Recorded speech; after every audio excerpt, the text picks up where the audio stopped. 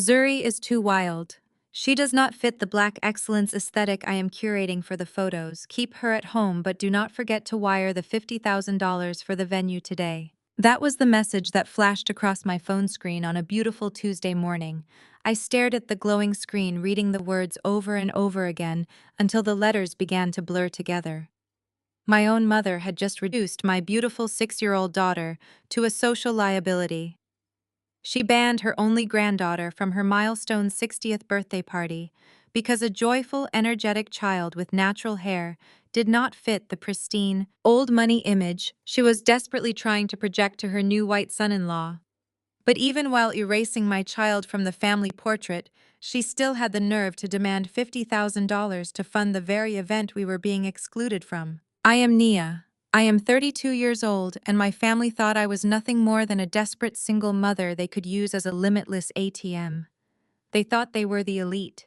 They thought they held all the power. But they had absolutely no idea who they were dealing with.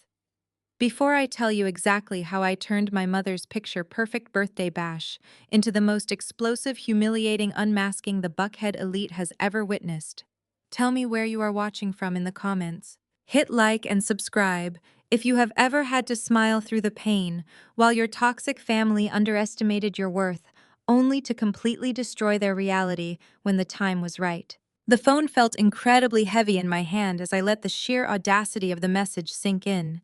I was standing in the middle of my penthouse in downtown Atlanta.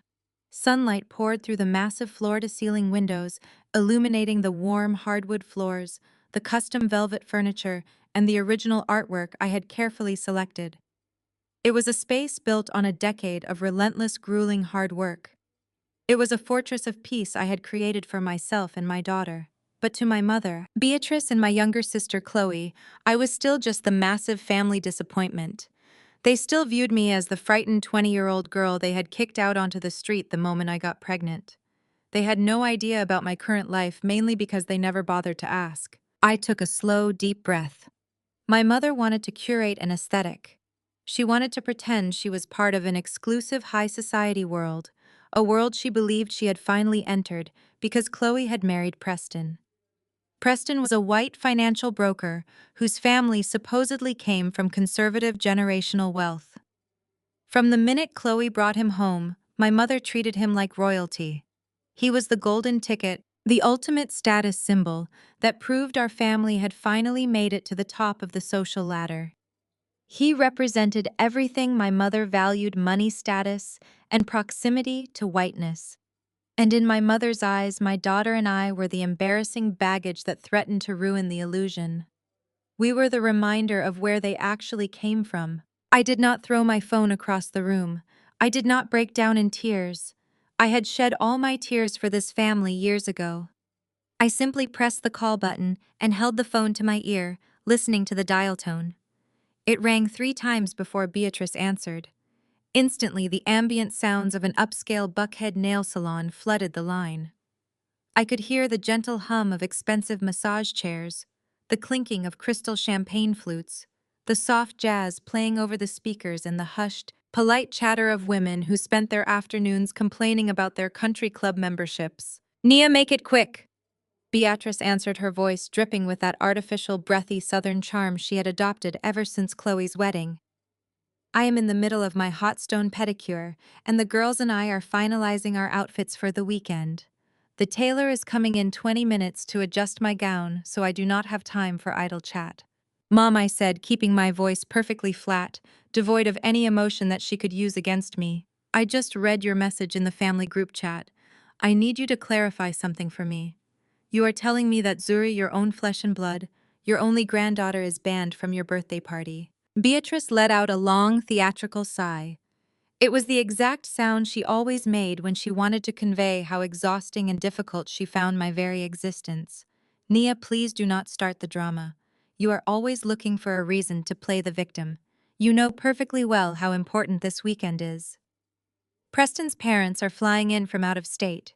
They are incredibly refined people. They sit on the boards of major charities. They are accustomed to silent auctions, charity galas, and polite society. They do not do loud, messy family gatherings." I gripped the edge of my marble kitchen counter, my knuckles turning white. She is 6 years old, Mom. She is a child. She is your family. She just wanted to wear her new dress and eat cake with her grandmother. She is a disruption, Beatrice snapped back, dropping the sweet facade entirely. The coldness in her voice was chilling. Listen to me, Nia. I have hired a top-tier photographer. I have hired an entire editorial team to make sure these photos are flawless. They are going to be featured in a local lifestyle magazine. I need the Black excellence aesthetic to be absolute perfection. A wild child running around in the background knocking over floral arrangements and screaming is going to ruin the entire image. And frankly, I do not have the time or energy to make sure her natural hair is styled in a way that fits the elegant upscale vibe of the event. It is just better for everyone if she stays home with a sitter. You can show her the pictures later. The cruelty was so casual, so deeply ingrained in her worldview, that it physically repulsed me. She was ashamed of my child. She was ashamed of the beautiful, bouncy, natural curls that I spent hours caring for. She wanted to erase Zuri, to appease a family of strangers who did not even care about us. She was willing to break a 6-year-old's heart just for a social media post and a magazine spread. But you still want the $50,000, I stated, making sure to articulate every single word clearly. You want me to pay for a party my child is not allowed to attend. You want me to fund the very event you are excluding us from. You promised to handle the venue, Beatrice said, her tone instantly defensive and sharp. Preston has already done so much for this family. He has elevated us. He is paying for so many other things. The least you can do is contribute financially. Consider it your way of making up for not being able to present a proper family image. If you cannot provide the right aesthetic, you can at least provide the funds. Before I could even process the absolute delusion of her statement, I heard the phone rustle violently. The background noise shifted, the clinking glasses fading slightly as someone walked away from the main salon area. Suddenly, my sister's voice cut through the line. Chloe, the 29-year-old golden child of our family, had snatched the phone from our mother's hand. Listen to me very carefully, Nia, Chloe demanded. Her voice was sharp, arrogant, and vibrating with an unearned sense of entitlement. She spoke to me like I was a rebellious teenager who needed to be disciplined, completely ignoring the fact that I was her older sister. You are not going to throw a tantrum and ruin this weekend for us. Preston's parents are elite. They move in financial circles you cannot even comprehend. Bringing a noisy kid from a single mother just makes us look bad. It makes us look low class. Low class, I repeated. The irony tasted metallic and bitter in my mouth. Yes, low class. Chloe doubled down, her voice rising slightly with irritation. You chose to get pregnant at 20. You chose to ruin your life and embarrass mom and dad in front of all their friends. You chose to be a single mother struggling to get by in this city. Do not bring your embarrassment to my husband's family. Preston has been generous enough to put up with our family's background. He loves me enough to look past where we came from. We are not going to push our luck by parading your past mistakes in front of his parents. I closed my eyes, letting her toxic words wash over me without absorbing them. The narrative they had built around me was so thick and impenetrable that they truly believed it. Because I had gotten pregnant young, because they had kicked me out of the house with nothing but a garbage bag of clothes, forcing me to survive on my own, they assumed I was still that same desperate, struggling girl. They had never bothered to look past their own judgment. They had never asked how I afforded my life now. They never asked how I managed to offer to pay $50,000 for a party venue in the first place. They just assumed I was scraping together every penny I had, maxing out credit cards, desperate enough for their approval to hand over my life savings just to be allowed in the back door of their lives. You need to understand your place in this dynamic. Chloe continued, completely unaware that she was digging a grave for her own fake reality with every word she spoke. Mom deserves a perfect night. She deserves to show off her successful daughter and her wealthy son-in-law. Just wire the $50,000 for the venue today like you promised. Consider it a tax for all the shame and burden you have brought to this family over the years. Pay the bill, show up quietly, stand in the back corner where you belong, and stay out of the photos. I stood perfectly still in the center of my penthouse. I looked out the massive windows at the Atlanta skyline. I looked at the city where I had built an empire from the ground up while my family was busy treating me like dirt. I thought about Zuri, who was currently in her playroom, building a tower out of blocks, completely innocent and unaware of the profound rejection her own grandmother and aunt had just leveled at her. They wanted me to pay a tax for my existence. They wanted to hide me in the shadows while they paraded around on my dime, worshipping a man who they thought was their ticket to high society. They believed they held all the power because they had a rich white husband to show off. They had no idea that I held the keys to the entire kingdom. They had no idea that the very ground they were planning to walk on, the very venue they were demanding I pay for, belonged entirely to me. I did not raise my voice. I did not argue. I did not try to convince them of my worth. You cannot negotiate with people who are committed to misunderstanding you. Instead, I let a slow, cold smile spread across my face. The kind of smile that comes when you realize the trap has been set perfectly and the prey is practically begging to walk right into it. No worries, Chloe. I said, my voice dropping to a smooth, icy whisper that echoed with absolute certainty. The bill will be settled today. You and Mom just focus on being picture perfect. I will see you at the party. Enjoy your manicures. I pulled the phone away from my ear and pressed the button to end the call before she could say another word. I tossed the phone onto the velvet sofa and walked over to my kitchen island. I opened my laptop, the screen illuminating my face as I prepared to set the wheels in motion. My mother wanted a flawless exhibition of wealth and status. My sister wanted to prove her superiority. I was going to give them exactly what they asked for, but the price they were going to pay would cost them absolutely everything. I closed the laptop for a moment, letting the glow fade from the room, and walked down the hallway towards the sound of soft, happy humming. Zuri was sitting cross-legged on her plush playroom rug, carefully dressing her dolls for what she called a fancy tea party. When she looked up at me, her big brown eyes were sparkling with the kind of pure, untainted joy that my family had just deemed unacceptable. She patted the empty space next to her, proudly showing off a miniature sparkling gown she had put on her favorite doll. She told me the doll was getting ready for Grandma's big birthday bash just like we were. My chest tightened, a familiar heavy ache pressing against my ribs. I knelt down beside her, smoothing a hand over her beautiful thick curls. The very same curls my mother had just called wild and unpresentable. I had to look into the face of my innocent, perfect child and construct a lie to protect her from the devastating truth of her own grandmother's rejection. I forced the brightest smile I could muster and told her that Grandma's party was going to be boring and full of grumpy adults who did not know how to have fun. Instead, I declared we were going to have our own spectacular day, starting with the biggest artisanal ice cream sundae we could find in the city. Her face lit up instantly, the party entirely forgotten, and within 20 minutes we were walking hand in hand into her favorite boutique creamery in Midtown. As I sat across a small wrought iron table, watching her happily devour a mountain of strawberry ice cream, the stark contrast between her innocent joy and my family's calculated cruelty brought a wave of memories rushing back.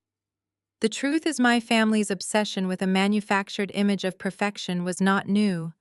It was the exact same toxic obsession that had left me homeless 12 years ago. When I was 20 years old and in my junior year of college, I found out I was pregnant.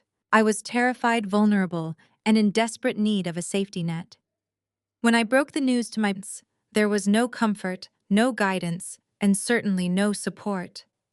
My mother looked at me with pure disgust, as if I had intentionally committed a crime against her social standing. She told me I was a walking stereotype of failure who had just flushed our family's reputation down the drain. They gave me 2 hours to pack whatever I could fit into black garbage bags and kicked me out onto the street. I spent the next 5 years grinding through absolute hell. I worked 18-hour days scrubbing floors, organizing cheap corporate events, and saving every single dime while raising a baby entirely on my own. I studied business management late into the night while she slept in a cramped, drafty studio apartment. Meanwhile, my parents were taking out a second mortgage on their home to fund Chloe's luxury lifestyle. They bought her designer clothes, paid her expensive sorority dues, and sent her on extravagant vacations, all so she could network with the right people. Their entire financial strategy was built around grooming Chloe to land a high society wealthy husband who could elevate our family name. They wanted a golden ticket, and they eventually found one in Preston, a man whose arrogance was only matched by his supposed trust fund. They subsidized her entitlement while I built my survival from scratch. But pain is a powerful motivator.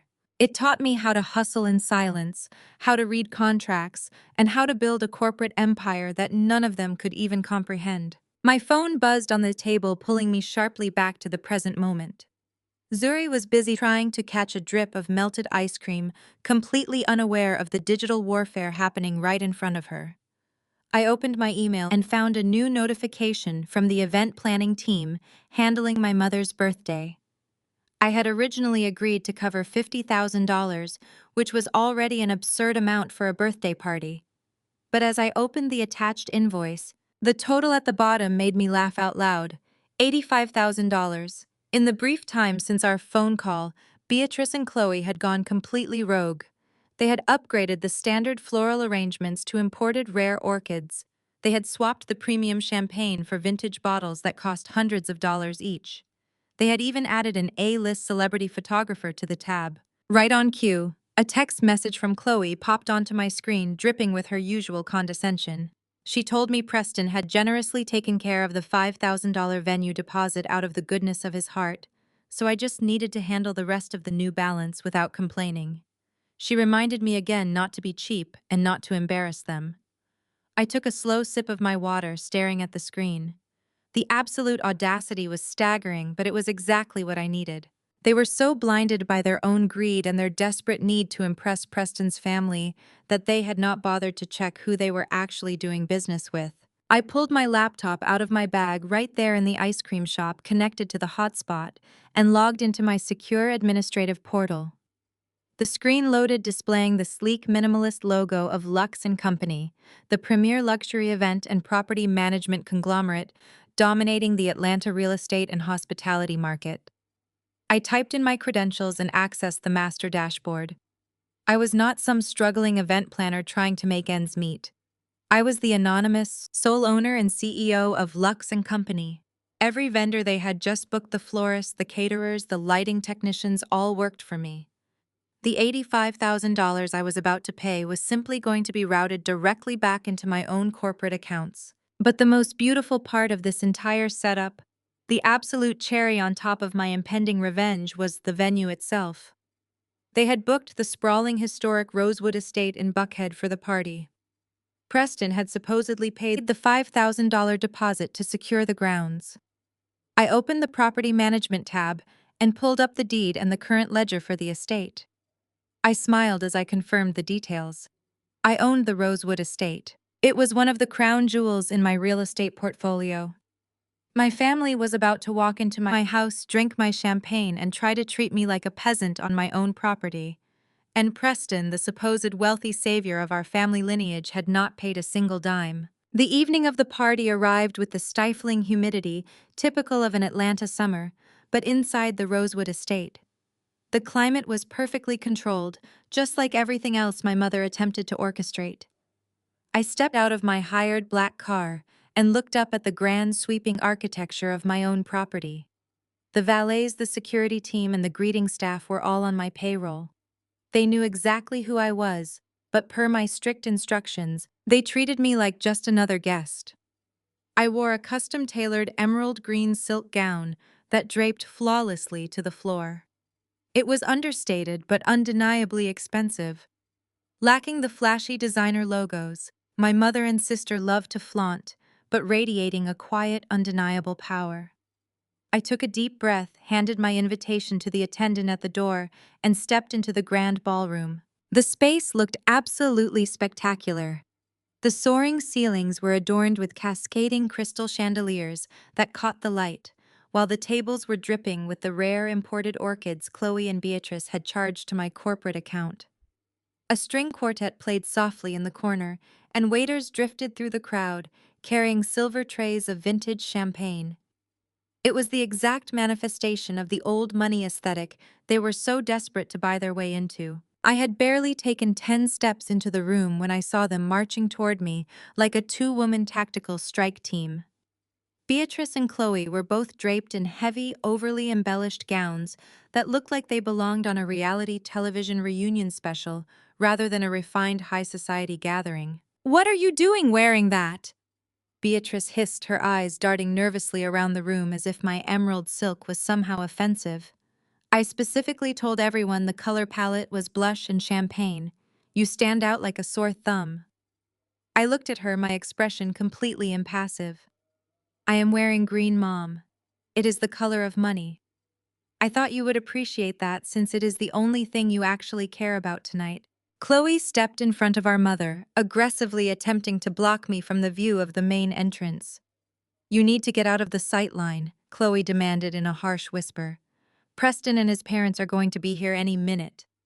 The photographer is setting up near the grand staircase for the official family portraits, and you being here in that loud dress is going to ruin the entire composition. Move to the back." Without waiting for my response, Beatrice grabbed my arm, her manicured nails digging into my skin. She physically pulled me away from the center of the room, steering me through the sea of guests who were busy admiring the opulent decorations I had paid for. She did not stop until we reached the darkest, most isolated corner of the ballroom. It was a small table shoved awkwardly near the swinging double doors that led to the catering kitchen. The acoustics here were terrible, filled with the clattering of dishes and the hurried whispers of the waitstaff. "This is your seat," Beatrice stated, pointing a trembling finger at the solitary chair. "Do not mingle. Do not try to insert yourself into the wealthy circles. And absolutely do not approach Preston's family when they arrive. You have already done enough damage to this family's reputation. Just sit here quietly, eat your dinner, and be grateful I even allowed you in the building." I did not fight her. I did not raise my voice or cause a scene. I simply pulled out the chair and sat down, smoothing the silk of my dress over my knees. I looked up at them with a calm, serene smile that clearly unnerved them both. "Enjoy your party, Mom. I am sure it will be a night you will never forget." They hurried away, desperate to return to the spotlight. I sat in the shadows, sipping my sparkling water, watching the performance unfold. 10 minutes later, the atmosphere in the room shifted entirely. The heavy mahogany doors at the front of the ballroom swung open, and Preston arrived with his parents. Beatrice and Chloe immediately swarmed them, practically tripping over their own extravagant gowns to greet the supposedly elite financiers from Buckhead. Preston wore a velvet tuxedo jacket and carried himself with an insufferable arrogance, looking down his nose at the very people who were worshipping him. His parents mirrored his disdain, offering tight, condescending smiles as Beatrice gushed over them loudly, thanking them for gracing our humble family with their presence. The hypocrisy was blinding. The photographer whom I had contracted through Lux and Company for a premium rate rushed over to capture the moment. He spent the next 45 minutes taking hundreds of photos of Beatrice, Chloe, Preston, and his parents, posing on the grand staircase, standing by the champagne tower, and laughing together under the chandeliers. They looked like the picture-perfect image of generational wealth and racial harmony. And for the entire 45 minutes, not a single person asked where I was. They deliberately excluded me from every frame, ensuring that the single mother with the wild child was completely erased from their curated history. I watched it all from my table by the kitchen doors, perfectly content to remain invisible. Every time a waiter passed my table, they offered me a subtle, respectful nod, fully aware that they were serving their ultimate boss. My family thought they had successfully hidden their biggest embarrassment in the shadows. They thought they had secured their place in high society. They had no idea that the spotlight they were desperately chasing was fully controlled by the woman they had shoved into the dark corner. I checked the diamond watch on my wrist. The speeches were scheduled to begin in 5 minutes.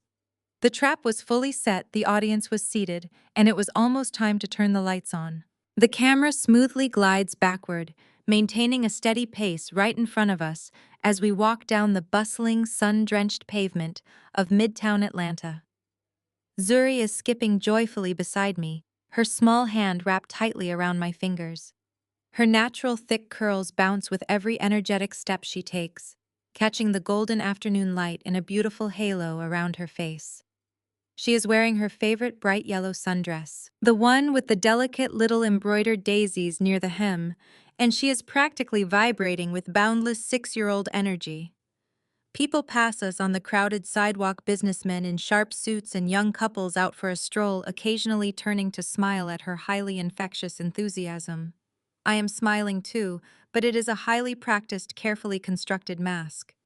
Inside my chest feels like it is caught in a heavy steel vice grip. The smooth movement of the camera captures the slight rigid tension in my jaw, the way my eyes dart away for a fraction of a second before focusing back on my daughter with fierce, unwavering devotion. We reach the corner of the street and push open the heavy glass door of the boutique artisanal creamery. The rich, sweet scent of freshly baked waffle cones and warm spun sugar washes over us, immediately offering a temporary reprieve from the bitter reality of my morning. The shop is brightly lit with cheerful pastel walls, vintage brass fixtures, and polished white subway tiles. Zuri lets go of my hand and runs straight to the massive display case, pressing her small hands against the cool glass and leaving tiny smudged fingerprints behind. She gasps in genuine amazement at the towering tubs of colorful handcrafted ice cream. I step up right behind her, resting my hands gently on her small shoulders, grounding myself in her warmth and her absolute innocence. We spend 10 full minutes engaging in a highly serious debate over the merits of double chocolate fudge versus the strawberry swirl. The young cashier stands behind the counter and waits patiently, visibly charmed by Zuri's incredibly thorough deliberation process. Finally, after much consideration, we settle on a massive scoop of the strawberry swirl served in a warm waffle cone, completely covered in rainbow sprinkles for her, and a simple vanilla bean cup for me. I pull out my wallet and hand the cashier my sleek, heavy black metal credit card, a quiet, unspoken testament to the massive corporate empire I have built entirely out of my toxic family's sight. The cashier hands Zuri her towering cone, and her brown eyes go wide with absolute wonder. We move to a small, intricate wrought iron table, situated right near the large front window, bathing in the warm afternoon sunlight that streams through the glass. Zuri kicks her feet back and forth under the small table, her little white sneakers swinging rhythmically in the air. She takes a huge, enthusiastic bite of her ice cream, managing to get a bright smudge of pink strawberry right on the tip of her nose.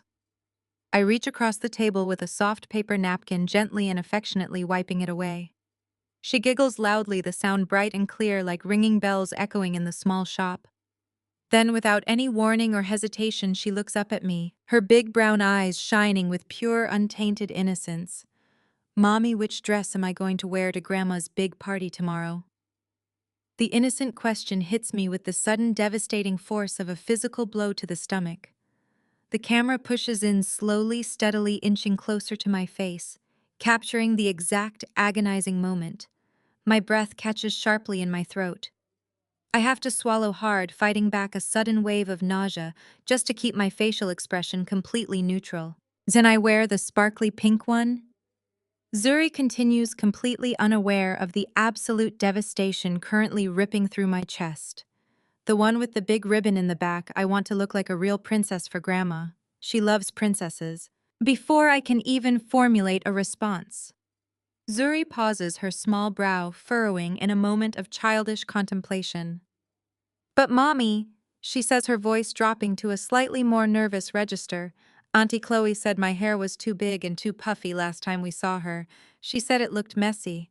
If I wear the sparkly pink dress, do you think Auntie Chloe will say, 'My puffy hair ruins it'? Do I need to brush it down flat so I look pretty for the pictures?" The sheer cruelty of my sister's past, comments echoing out of the mouth of my beautiful 6-year-old child, sends a searing white-hot bolt of rage straight through my veins. The camera holds steady on my face as my eyes harden into dark, protective steel. My mother and my sister have not just rejected my child, they have actively tried to plant seeds of doubt and self-hatred in her brilliant, perfect mind. They want her to feel inadequate simply because she does not fit their heavily manufactured fake high society aesthetic. My heart breaks into 1,000 jagged pieces, but I refuse to let Zuri see a single ounce of that pain. I look at this beautiful, vibrant, perfect child, and my protective instincts take complete control. I lean forward, resting my elbows on the cool metal of the table, and force the brightest, most convincing and reassuring smile I can possibly muster. I reach across the table and take her free hand in mine, squeezing it gently but firmly. Zuri, listen to me very carefully, I say, my voice steady, warm, and filled with absolute conviction. Your hair is not messy and it is not too puffy. Your hair is a beautiful, magnificent crown, and you wear it perfectly just the way it is. Auntie Chloe does not know anything about being a real princess. Zuri smiles slightly, visibly relieved by my absolute certainty. Well, baby, I have some news about tomorrow. I continue, keeping my voice light, playful, and animated. Grandma's party is actually going to be incredibly boring. It is just going to be a bunch of grumpy, stuffy adults standing around talking about things like taxes and the stock market. There will be absolutely no games, no fun music, and definitely no strawberry ice cream with rainbow sprinkles anywhere in sight. Zuri pauses mid-bite, a tiny frown forming on her forehead as she seriously considers this tragic lack of sprinkles. So we are not going? She asks, a slight hint of disappointment coloring her high voice. No, we are not going to do something that terribly boring, I reply, my smile widening into something genuinely warm. Because tomorrow you and I are going to have our very own spectacular top-secret Princess Day. Just the two of us. We are going to visit the aquarium to see the sharks, and then we are going to buy the biggest pizza in the entire city of Atlanta, and we can wear whatever sparkly dresses we want, and wear our hair as big and beautiful as we possibly can. Zuri's temporary disappointment vanishes instantly, entirely replaced by a radiant gap-toothed smile that lights up the entire room. A top-secret Princess Day, she squeals happily, kicking her feet even faster under the table. That is way better than a boring adult party. I nod, my throat feeling incredibly tight with a mixture of profound love and deep sorrow.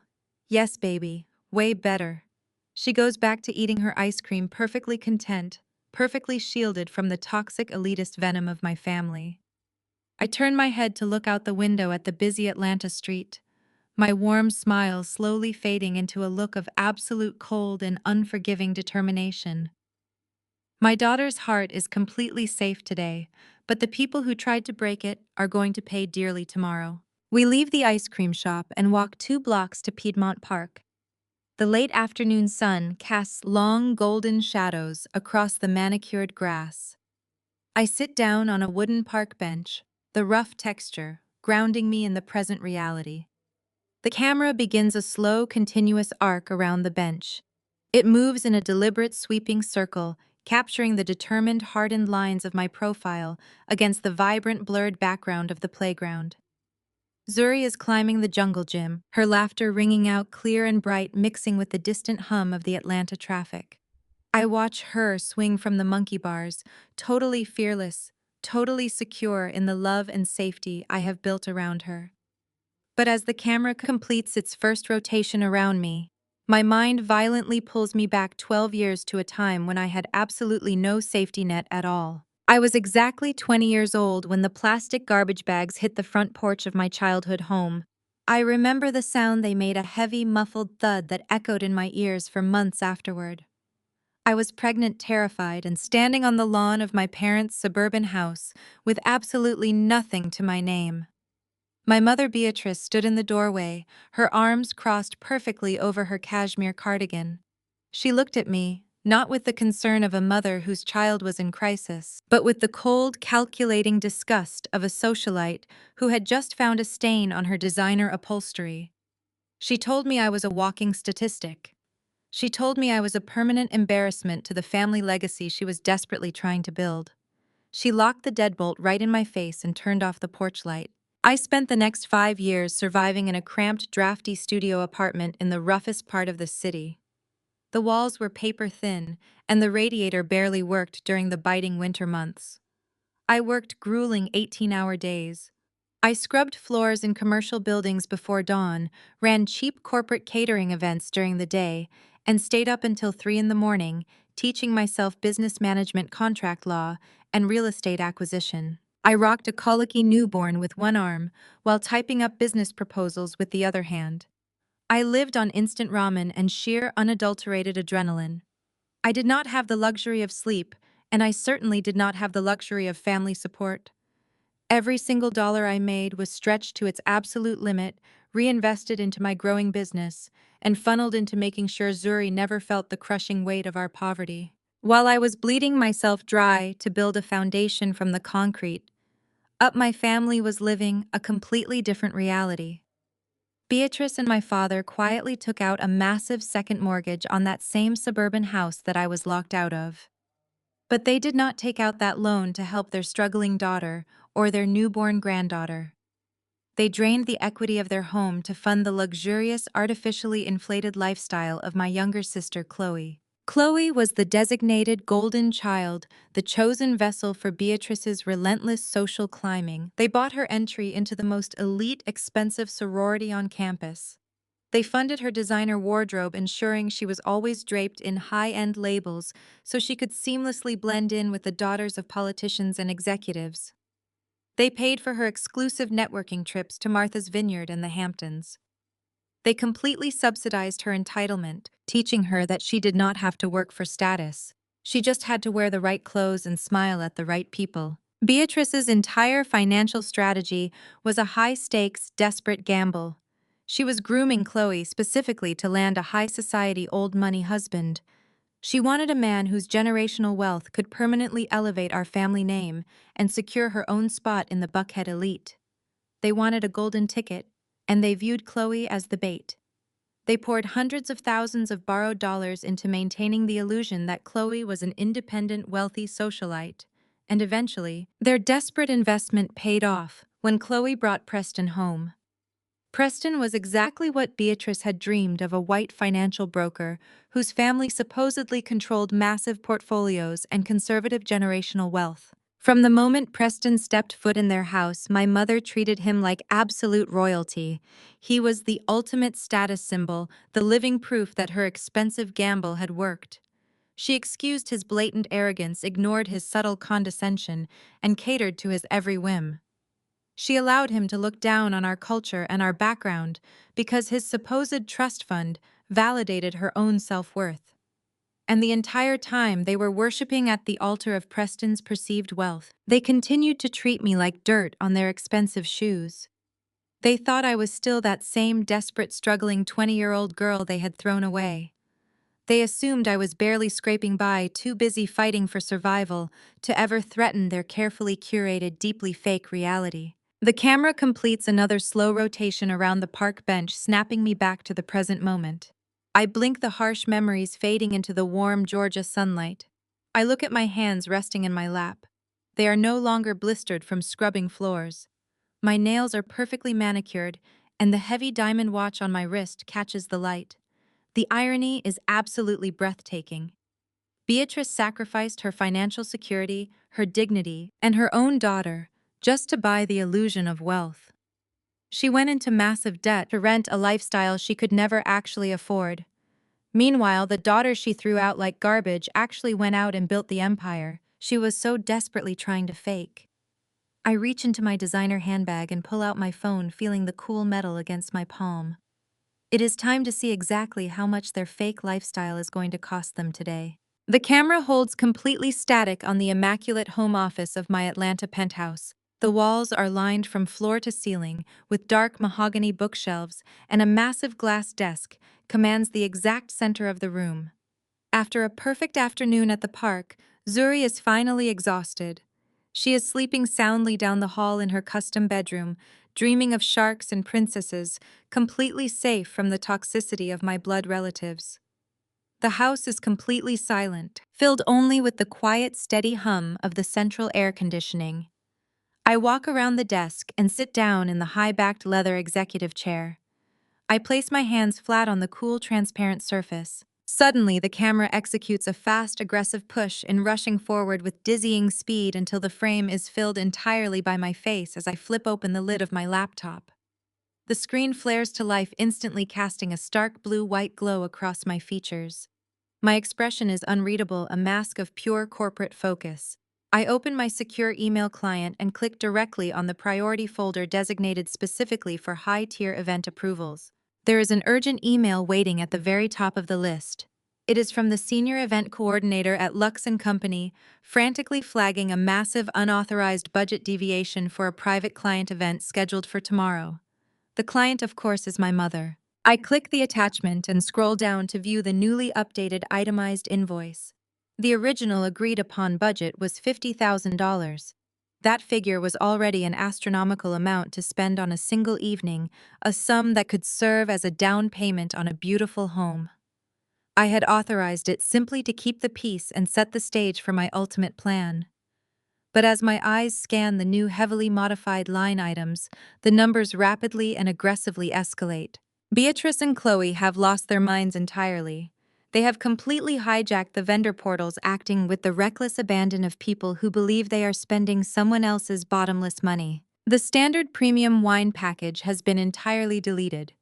In its place, they have ordered 20 cases of vintage Dom Perignon champagne. The floral arrangements have been completely overhauled and expanded to a ridiculous degree.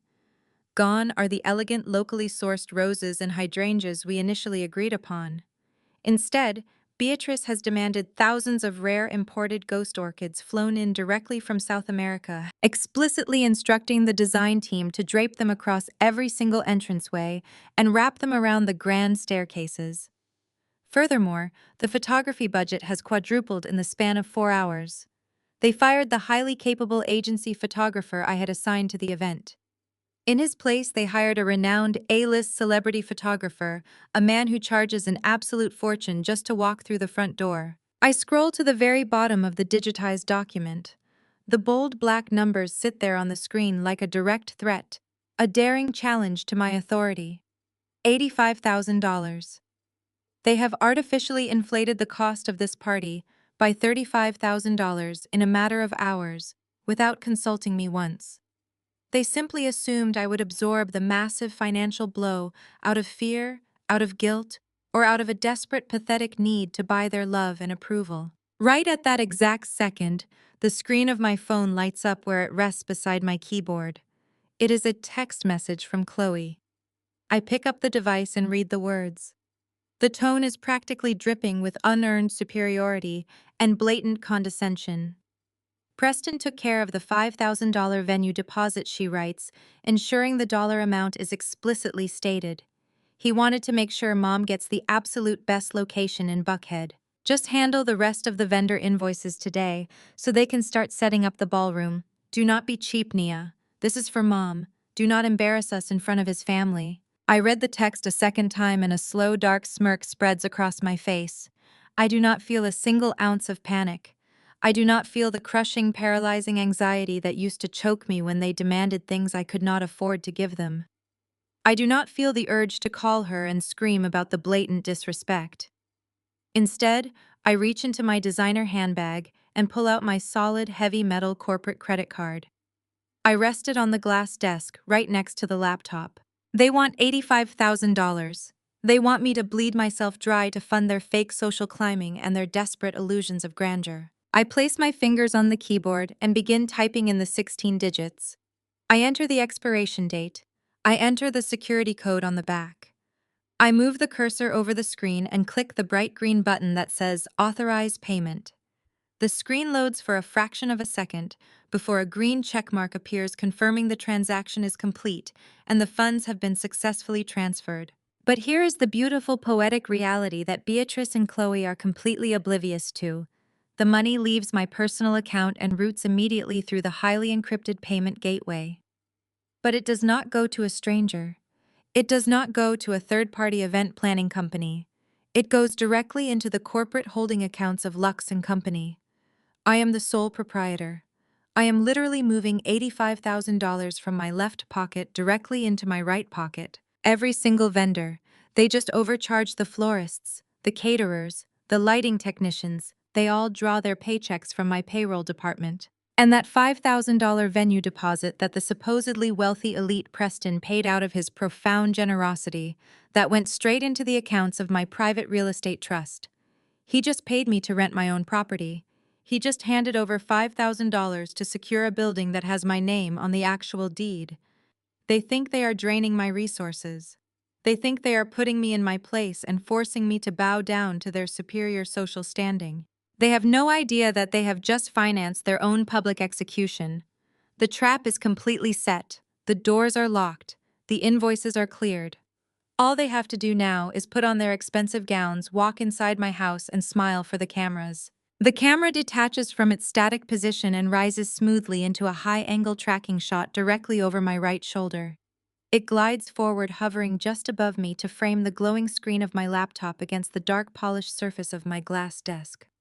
My fingers move across the keyboard with rapid practiced precision as I navigate away from my personal banking page and open a highly encrypted administrative gateway. The screen shifts from stark white to a sleek, midnight black interface accented with subtle gold typography. The bold letters at the center of the screen spell out Lux & Company, the undisputed premier luxury event and property management conglomerate in the entire city of Atlanta. For the past 6 years, my family has mockingly referred to me as a struggling mid-level party planner who barely scrapes together enough money to feed her child. They picture me hauling cheap folding chairs and hanging discount streamers in community centers. They are entirely oblivious to the fact that I am the anonymous sole executive officer of an empire that dictates the social calendar of the Buckhead elite. I control the catering companies, the elite floral distributors, the high-end audio-visual contractors, and the most exclusive venues in the state. I do not just plan the parties for high society. I own the infrastructure that makes their entire social hierarchy possible. I click on the Financial Analytics tab, and the screen instantly populates with real-time transaction data. The high-angle shot holds steady as I pull up the master ledger for my mother's 60th birthday celebration. The $85,000 payment I just authorized from my personal account sits at the top of the queue.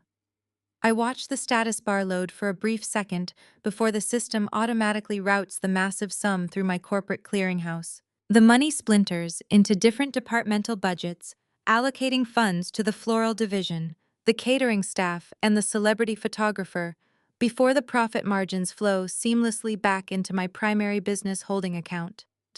The brilliant poetic irony of the situation washes over me. Beatrice and Chloe thought they were dropping a financial anvil on my neck. They thought they were punishing me for the crime of being a single mother who refused to fit into their shallow, desperate narrative. They believed that by recklessly inflating the budget with vintage champagne and imported orchids, they would bury me in inescapable debt. Instead, they just gave my company one of its most profitable quarters of the year. They demanded I bleed for their vanity, but all they managed to do was funnel my own money right back into my own pockets. My fingers continue to glide across the trackpad as I switch from the event management portal to my commercial real estate dashboard.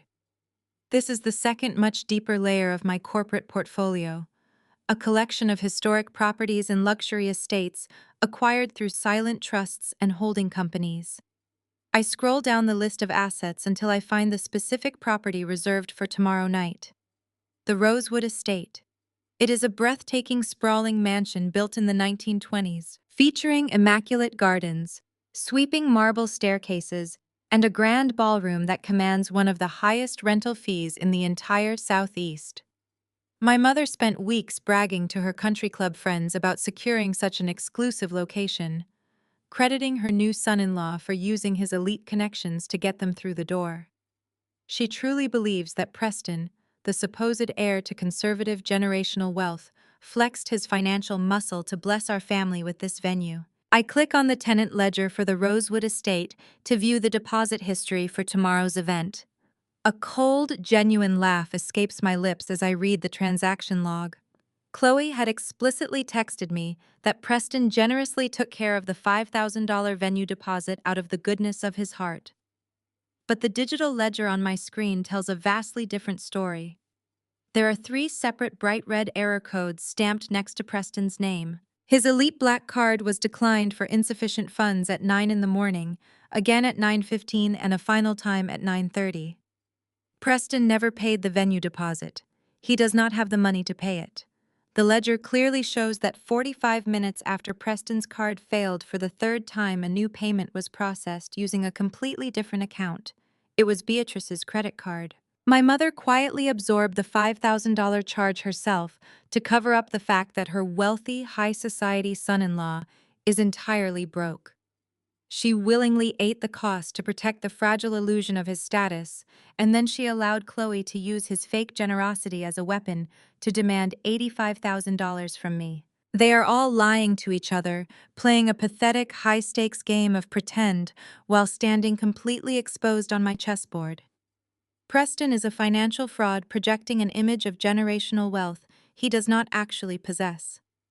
Beatrice is a desperate social climber going into massive debt to maintain the illusion that her daughter married into the elite. And Chloe is an arrogant, entitled pawn who thinks she is superior to me simply because she managed to secure a man who cannot even afford a basic venue deposit. They are a house of cards leaning on each other for support, completely unaware that the table they are standing on belongs to me. I lean back in my leather executive chair, looking at the glowing data on the screen. The high-angle camera slowly pulls back, taking in the full scope of my office and the absolute control I have over tomorrow's impending disaster. I open a direct messaging application to communicate with my head of security and my lead sound engineer for the Rosewood estate. I type out a series of highly specific instructions for the event, ensuring that every single microphone, display screen, and exit door is fully under my command when the party begins. They wanted a flawless exhibition of black excellence. They wanted to hide me in the shadows and parade their fake wealth in front of the city's elite. I will give them the grandest stage they have ever seen, but I will be the one writing the final act. The heavy, humid air of the Atlanta summer night clings to my skin for only a fraction of a second before I step out of the hired town car and into the perfectly chilled, climate-controlled sanctuary of the Rosewood estate. My movements are fluid and deliberate, feeling exactly like a smooth Steadicam tracking shot, capturing every step as I ascend the sweeping marble staircase leading to the main entrance. The valets, dressed in crisp black uniforms, stand at absolute attention. They are all on the payroll of Lux and Company. The head of security catches my eye as I approach the massive mahogany double doors. He offers a barely perceptible, highly respectful nod, acknowledging the true owner of the property, but per my strict written instructions from the night before, he treats me like any other ordinary guest arriving at the venue. I hand over my embossed invitation. He scans it with practiced professionalism and sweeps the doors open, revealing the staggering, breathtaking opulence that my mother and sister have recklessly charged to my corporate accounts. I step over the threshold, and my perspective takes in the sheer scale of the grand ballroom. It is a masterclass in artificially inflated wealth. Thousands of rare imported South American ghost orchids cascade from the vaulted ceilings and wrap aggressively around the sweeping dual staircases, their stark white petals practically suffocating the historic architecture of my building. A live string quartet plays a sophisticated classical arrangement in the far corner, the notes floating elegantly over the gentle, refined chatter of the Buckhead elite who have gathered to celebrate a lie. Waiters in white gloves glide seamlessly through the crowd, carrying silver trays stacked precariously high, with the vintage Dom Perignon my mother unauthorized just hours ago. Every single detail is an exercise in desperate, excessive validation. I move effortlessly through the entryway, my custom-tailored emerald green silk gown draping flawlessly around my silhouette. It radiates a quiet, undeniable power that does not need to scream for attention. I have not taken more than 10 deliberate paces into the main ballroom when the inevitable interception occurs. Like a highly coordinated two-woman tactical strike team, Beatrice and Chloe detach themselves from a group of wealthy socialites and march directly toward me. They are both draped in heavy, overly embellished gowns that look more suited for a reality television reunion than a refined old money gathering. The sheer volume of tulle and sequins they are wearing makes them look frantic and desperate, a stark contrast to my sleek, understated silk. "What in the world are you wearing?" Beatrice hisses, her voice dropping to a harsh, venomous whisper as she closes the distance between us. Her eyes dart nervously around the room, terrified that one of her country club friends might witness this interaction. I specifically told everyone the color palette for tonight was blush and champagne. You stand out like a sore thumb. You are going to ruin the entire aesthetic of the photographs. I look at her, my expression completely impassive and unbothered. I am wearing green, Mom. It is the color of money. I thought you would appreciate that since it is the only thing you actually seem to care about tonight. Chloe steps aggressively in front of our mother, attempting to physically block me from the view of the main entrance with her voluminous skirts. You need to get out of the direct sightline right now, Chloe demands, her tone sharp and vibrating with unearned superiority.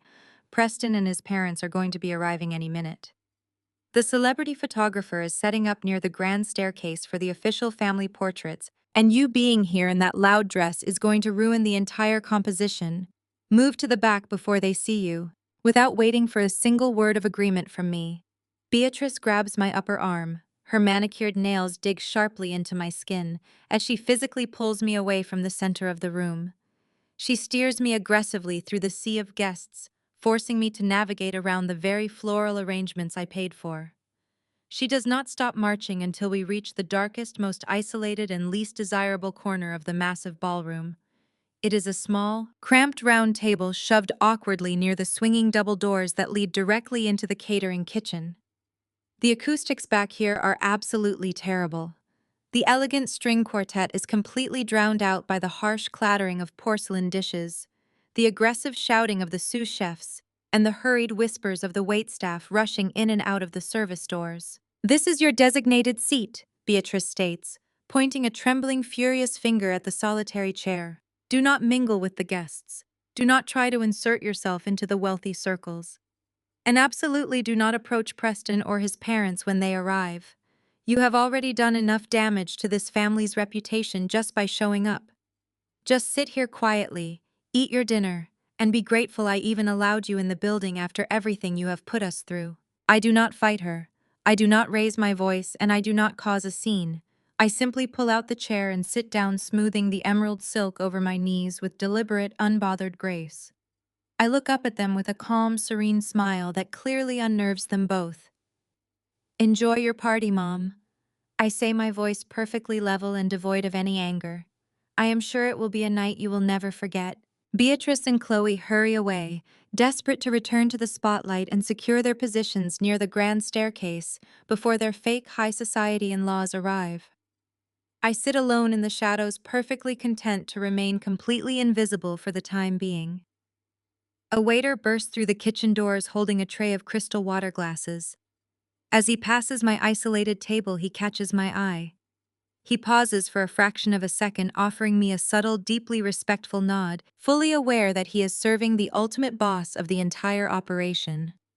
I take a glass of sparkling water from his tray and bring it to my lips. My family thinks they have successfully hidden their biggest embarrassment in the dark. They think they have secured their place in high society by shoving me next to the kitchen. They have absolutely no idea that the spotlight they are so desperately chasing is fully controlled by the woman sipping sparkling water in the corner, quietly watching them dig their own spectacular graves. The camera begins a slow and deliberate wide pan across the expansive ballroom of the Rosewood estate. It captures the sheer, overwhelming magnitude of the $85,000 illusion my mother has constructed. The lens sweeps past the towering floral centerpieces, the crystal flutes catching the ambient light, and the tightly clustered groups of Atlanta socialites murmuring in hushed tones.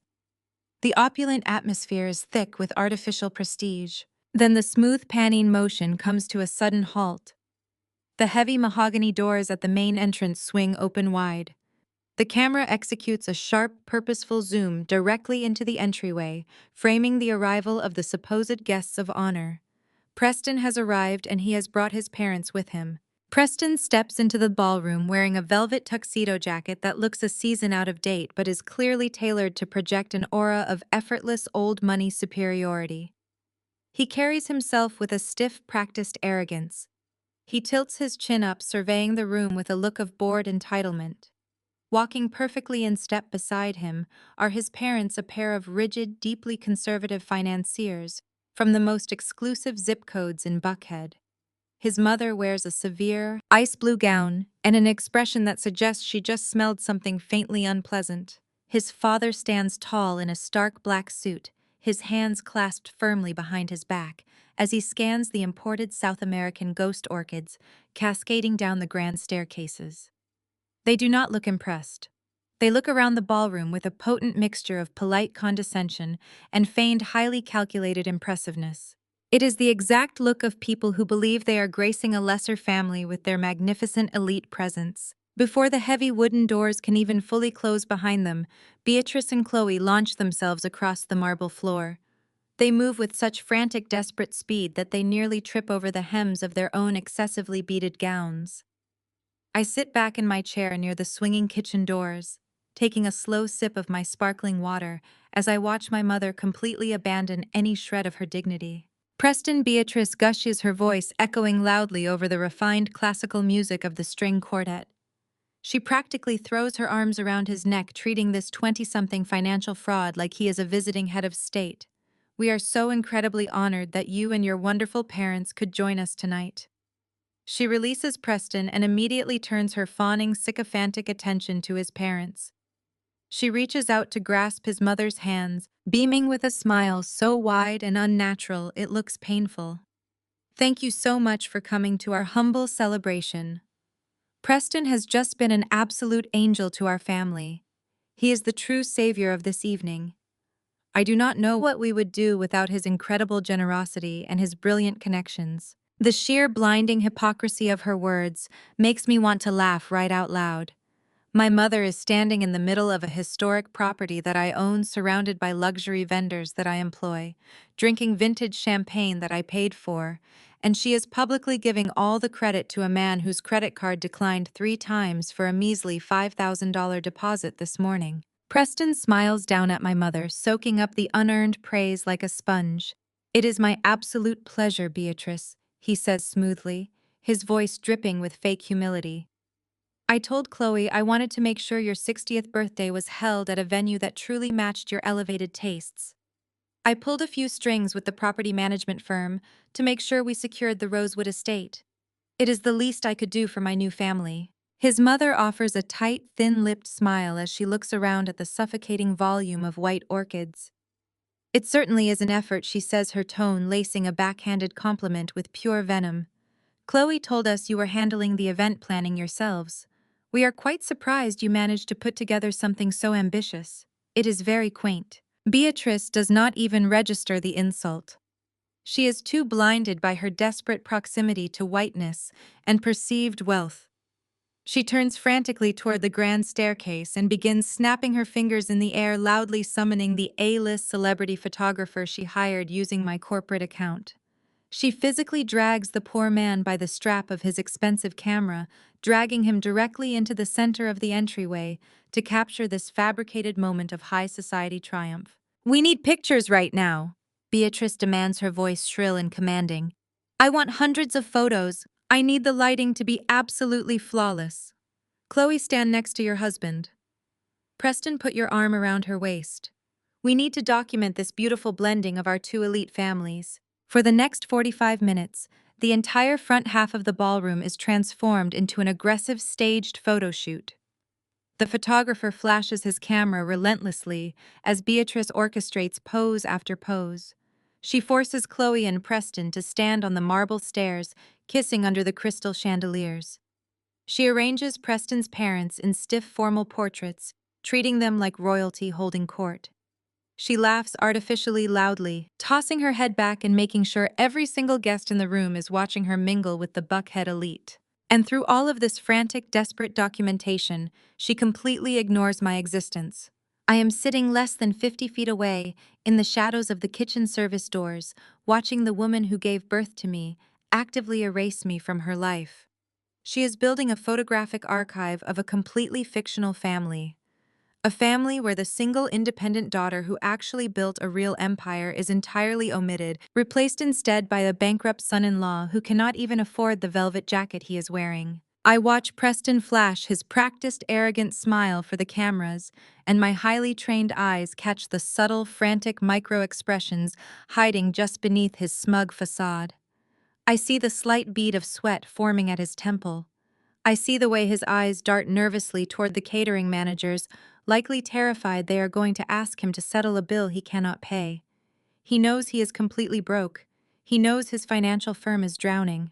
He is standing in the middle of an $85,000 party, holding his breath and praying that no one asks him to open his wallet. I place my crystal water glass down on the small table. The condensation leaves a perfect dark ring on the white linen tablecloth. My mother wanted a flawless photographic record of this night. She wanted to capture the exact moment her family supposedly ascended to the highest ranks of Atlanta society. I am going to let the photographer take every single picture she demands. I want her to have high-resolution, perfectly lit images of the joy and the arrogance on their faces. Because in exactly 10 minutes, when I walk onto that main stage and burn this entire fake reality to the ground, I want those beautiful photographs to serve as the ultimate humiliating reminder of exactly what they lost. The wide pan of this camera finally settles back on my face in the shadows, capturing a cold, calculated smile. The photo session is almost over and the real show is about to begin. The soft, melodic hum of the string quartet slowly fades into a deliberate silence. A sharp, high-pitched tap of a silver knife against a crystal champagne flute cuts through the ambient chatter of the Buckhead elite. In the foreground of my vision, the silhouettes of wealthy guests, holding their drinks, begin to blur into a soft, indistinct wash of colors. A smooth, cinematic focus pull shifts the visual clarity entirely from the crowded floor directly to the grand stage at the far end of the ballroom. The main spotlight snaps on with a brilliant, blinding white intensity, perfectly illuminating my mother. Beatrice stands confidently behind a sleek, transparent acrylic podium. She adjusts the heavy sequined fabric of her gown and takes a dramatic, trembling breath. She brings a perfectly manicured hand to her chest, pressing it against her collarbone, as if she is completely overcome by the sheer magnitude of her own fabricated reality. The entire room falls into a hushed, reverent silence. I sit perfectly still in my dark corner by the kitchen service doors, resting my hands in my lap, and I watch the greatest theatrical performance of her entire life commence. Thank you. She begins, her voice echoing through the state-of-the-art sound system that my company installed just yesterday. Thank you all so much for gathering here tonight to celebrate my 60th birthday. Looking out at this breathtaking room, looking at all of your beautiful faces, I am simply overwhelmed with gratitude. She pauses exactly where she rehearsed it.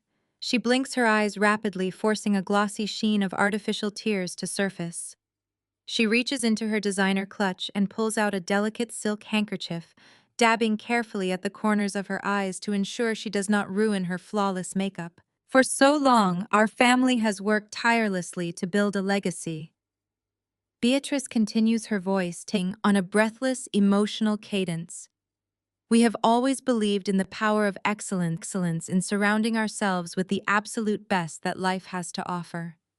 But tonight, this spectacular event, this absolute dream of a celebration, goes far beyond anything I could have ever imagined. And I have to be completely honest with all of you. I did not build this dream alone. She extends her arm, gesturing grandly toward the front row, where Preston and his severely dressed parents are sitting. Her smile widens into something manic and desperate. I need to take a moment to publicly recognize the man who made all of this possible, she announces, her voice practically vibrating with sycophantic joy. My brilliant, incredibly generous son-in-law, Preston. A polite wave of applause ripples through the wealthy crowd. Preston adjusts the lapels of his outdated velvet tuxedo jacket and offers a tight, thoroughly unearned nod of acknowledgement to the room. Preston, Beatrice gushes, leaning closer to the microphone. When you married my daughter, you did not just join our family, you elevated it. When we started discussing my milestone birthday, I told you I wanted something small, something simple. But you absolutely refused. You told me that a woman of my stature deserved nothing less than a royal gala. You single-handedly secured this historic estate. You personally ensured that thousands of rare ghost orchids were flown in from South America just to match my vision. You funded an $85,000 extravaganza simply because you wanted your mother-in-law to feel like a queen. The sheer magnitude of the lie hangs in the air, heavy and suffocating. She is looking directly at a man whose credit card was violently declined for a $5,000 deposit this morning, and she is crowning him as a financial savior in front of the most powerful people in Atlanta. I watch Preston's parents puff out their chests. immensely proud of their son's supposed generosity, completely oblivious to the fact that their family name is currently floating on a raft of unpaid bills. Suddenly, Chloe steps out from the wings of the stage. She glides up to the podium, her voluminous skirt trailing behind her, playing the role of the devoted high society daughter to absolute perfection. She wraps one arm around her mother's shoulders and leans into the microphone. "Mom is absolutely right," Chloe says, her voice dripping with artificial sweetness. "Preston has been a true blessing to our lineage. He represents the kind of old money values and deep generosity that we have always aligned ourselves with. Honey, please come up here." Chloe beckons Preston to the stage. He rises from his front row seat, practically strutting up the stairs. The spotlight hits him, and he looks out over the crowd with a smug, self-satisfied grin that makes my blood boil. Chloe throws her arms around his neck and plants a highly exaggerated camera-ready kiss firmly on his cheek. The A-list celebrity photographer I paid for scrambles to the front of the stage, flashing his camera rapidly to capture this sickening display of fake devotion. "I just want to say," Chloe announces to the room, keeping one hand firmly on Preston's chest, "that having a husband who is so financially secure and so deeply committed to our family's happiness is the greatest gift in the world. He has given my mother the night of her dreams, and he has shown everyone exactly what it means to be a true provider." Beatrice takes the microphone back, beaming at her golden child and her fraudulent son-in-law. She looks out at the audience, her eyes sweeping over the crowd, intentionally stopping just short of the dark corner where I am sitting. She begins to list her gratitudes. She thanks Preston's parents for raising such a fine, upstanding man. She thanks her country club friends for their unwavering support. She thanks her distant cousins, her former business associates, and even the catering staff. She lists dozens of names. She spends 10 full minutes handing out praise and acknowledging every single person who has supposedly contributed to her life's success. But she completely, aggressively, and deliberately fails to mention my name entirely.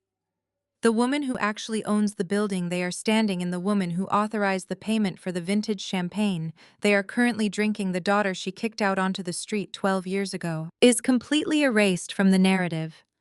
I do not exist in their story. I am nothing more than a silent bank account they believe they can drain and discard without consequence. I sit perfectly still at my small table near the kitchen doors. I do not flinch. I do not frown. I simply pick up my crystal glass of sparkling water and take a slow, refreshing sip. I look down at my diamond watch. The speeches have dragged on long enough. Beatrice has successfully backed herself into the deepest, most inescapable corner possible. She has publicly tied her entire social reputation to Preston's imaginary wealth. She has built her house of cards as high as it can possibly go. I place my glass back down on the linen tablecloth. The condensation drips slowly down the crystal. I reach for the small, discreet two-way radio concealed in the folds of my emerald green silk gown. I press the transmission button, connecting directly to my lead audio-visual engineer stationed in the hidden control booth above the ballroom. The theatrical performance is officially over. The reality check is about to begin. The applause following Beatrice's delusional speech slowly ripples to a halt, replaced by the polite, muted chatter of the Buckhead socialites returning to their vintage champagne. From my vantage point in the shadows, the camera positions itself directly over my right shoulder, establishing a clear, unobstructed line of sight across the massive ballroom.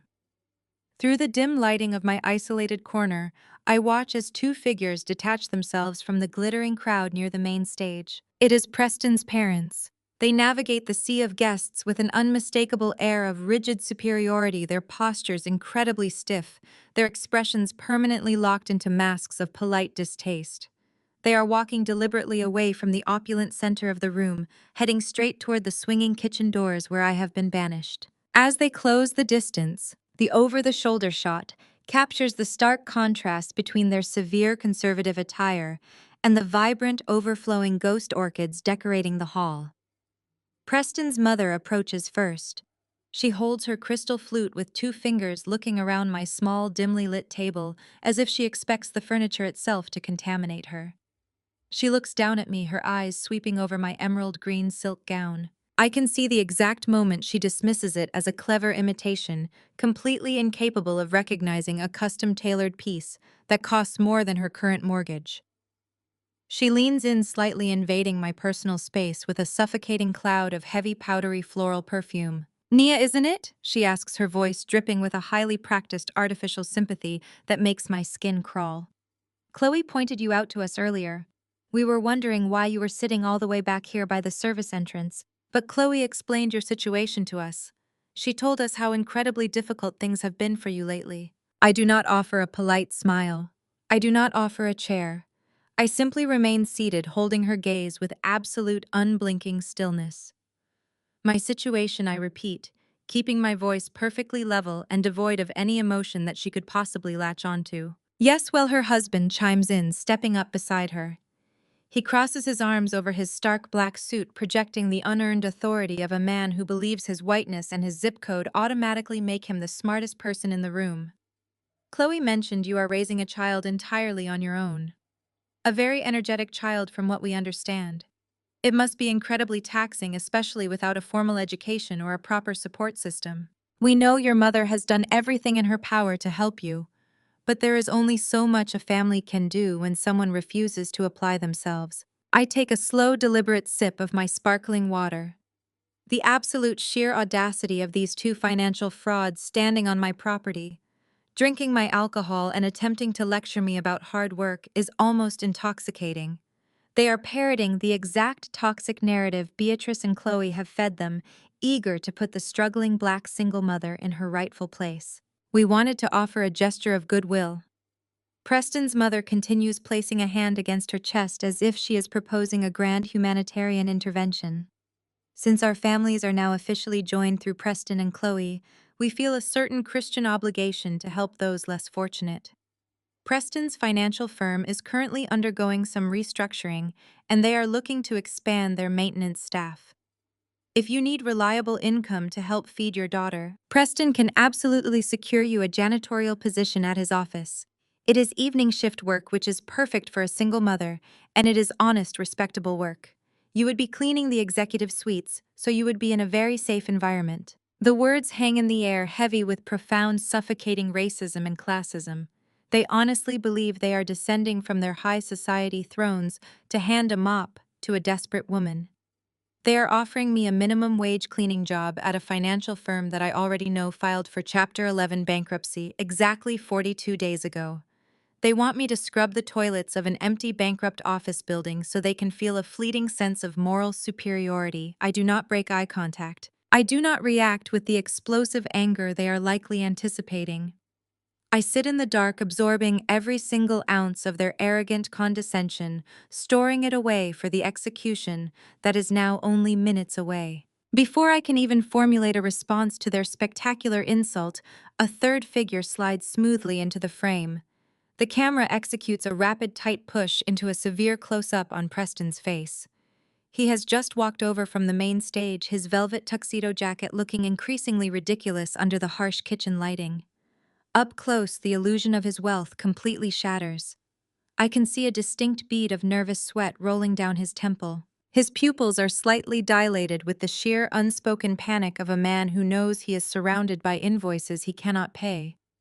But despite the financial terror eating him alive from the inside out, he forcefully deploys a sickening, patronizing smirk. "Mom, Dad, please do not overwhelm her," Preston says, smoothly, dripping with fake masculine authority. "Nia has enough on her plate right now without worrying about corporate job interviews. We do not want to pressure her into a professional environment she is clearly not equipped to handle." The camera pans sharply, executing a fast, aggressive whip pan directly to my face. My expression is lethal. My jaw is set in cold, unforgiving stone. I am no longer just a spectator watching a family drama. I am the apex predator in this room, and they have just willfully walked directly into my jaws. Preston steps even closer to my small table. He reaches into the inner pocket of his velvet jacket and pulls out a cheap silver money clip. The clip is noticeably thin. He slides a single crisp $100 bill out from the meager stack and casually tosses it onto the white linen tablecloth right in front of my crystal water glass. It lands with a soft, insulting flutter. Listen, Nia, Preston says, his voice lowering into a conspiratorial, deeply offensive whisper. Chloe and your mother are having the absolute night of their lives right now. They are mingling with my parents' associates, and they are finally getting a taste of real society. I know it must be incredibly uncomfortable for you to sit back here in the dark watching them succeed while you struggle. Do yourself a favor. Take the $100. Go outside, call a premium taxi, and go home to your kid. I do not want you waiting at a dangerous bus stop in that dress at this hour. Just slip out the back doors through the catering kitchen. Nobody will even notice you are gone, and you will not have to feel out of place anymore. I looked down at the $100 bill resting on the table. A single $100 bill. I just processed an $85,000 corporate transfer to fund the very floor he is standing on. I own the marble beneath his outdated shoes. I own the crystal chandeliers hanging above his sweating forehead. And he is offering me a taxi fare to leave my own property through the service exit. I slowly lift my gaze from the crumpled bill and look directly into Preston's eyes. I look past him, my vision cutting through the crowd to the main stage. Beatrice and Chloe are standing by the champagne tower, clinking their glasses with a group of wealthy investors. They are laughing loudly, their heads thrown back in triumphant artificial joy. They are completely and totally oblivious to the storm that has just gathered in the back of the room. They think they have won. They think they have successfully hidden me away and secured their false empire. The final fraying thread of my patience snaps completely. There is no more strategy. There is no more waiting for the perfect moment. The moment is right now. I stand up. The chair scrapes sharply against the floor, the sound cutting through the polite conversation of Preston's parents. I rise to my full height, my posture perfectly straight, my shoulders pulled back with absolute unshakable authority. I smooth the front of my custom emerald silk gown, the fabric falling flawlessly into place. I do not touch the $100 bill. I leave it sitting exactly where it landed. I look Preston dead in the eye, my gaze stripping away every single layer of his fake trust fund persona.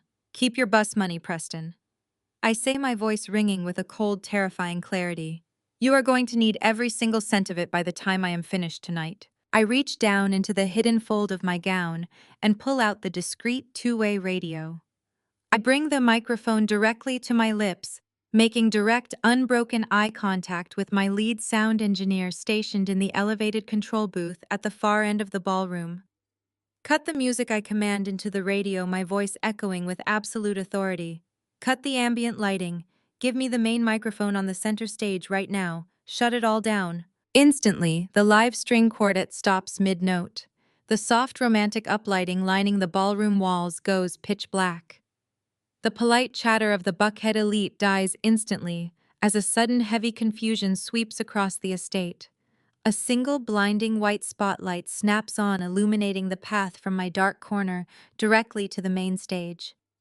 I step out from behind the table, leaving Preston and his horrified parents frozen in the shadows, and I begin my walk toward the center of the room. The camera smoothly detaches from the shadows, locking onto my back in a slow, confident tracking shot as I step out of the darkness and into the stark, brilliant beam of the single spotlight. The transition is absolute and undeniable. Every eye in the massive ballroom tracks my movement.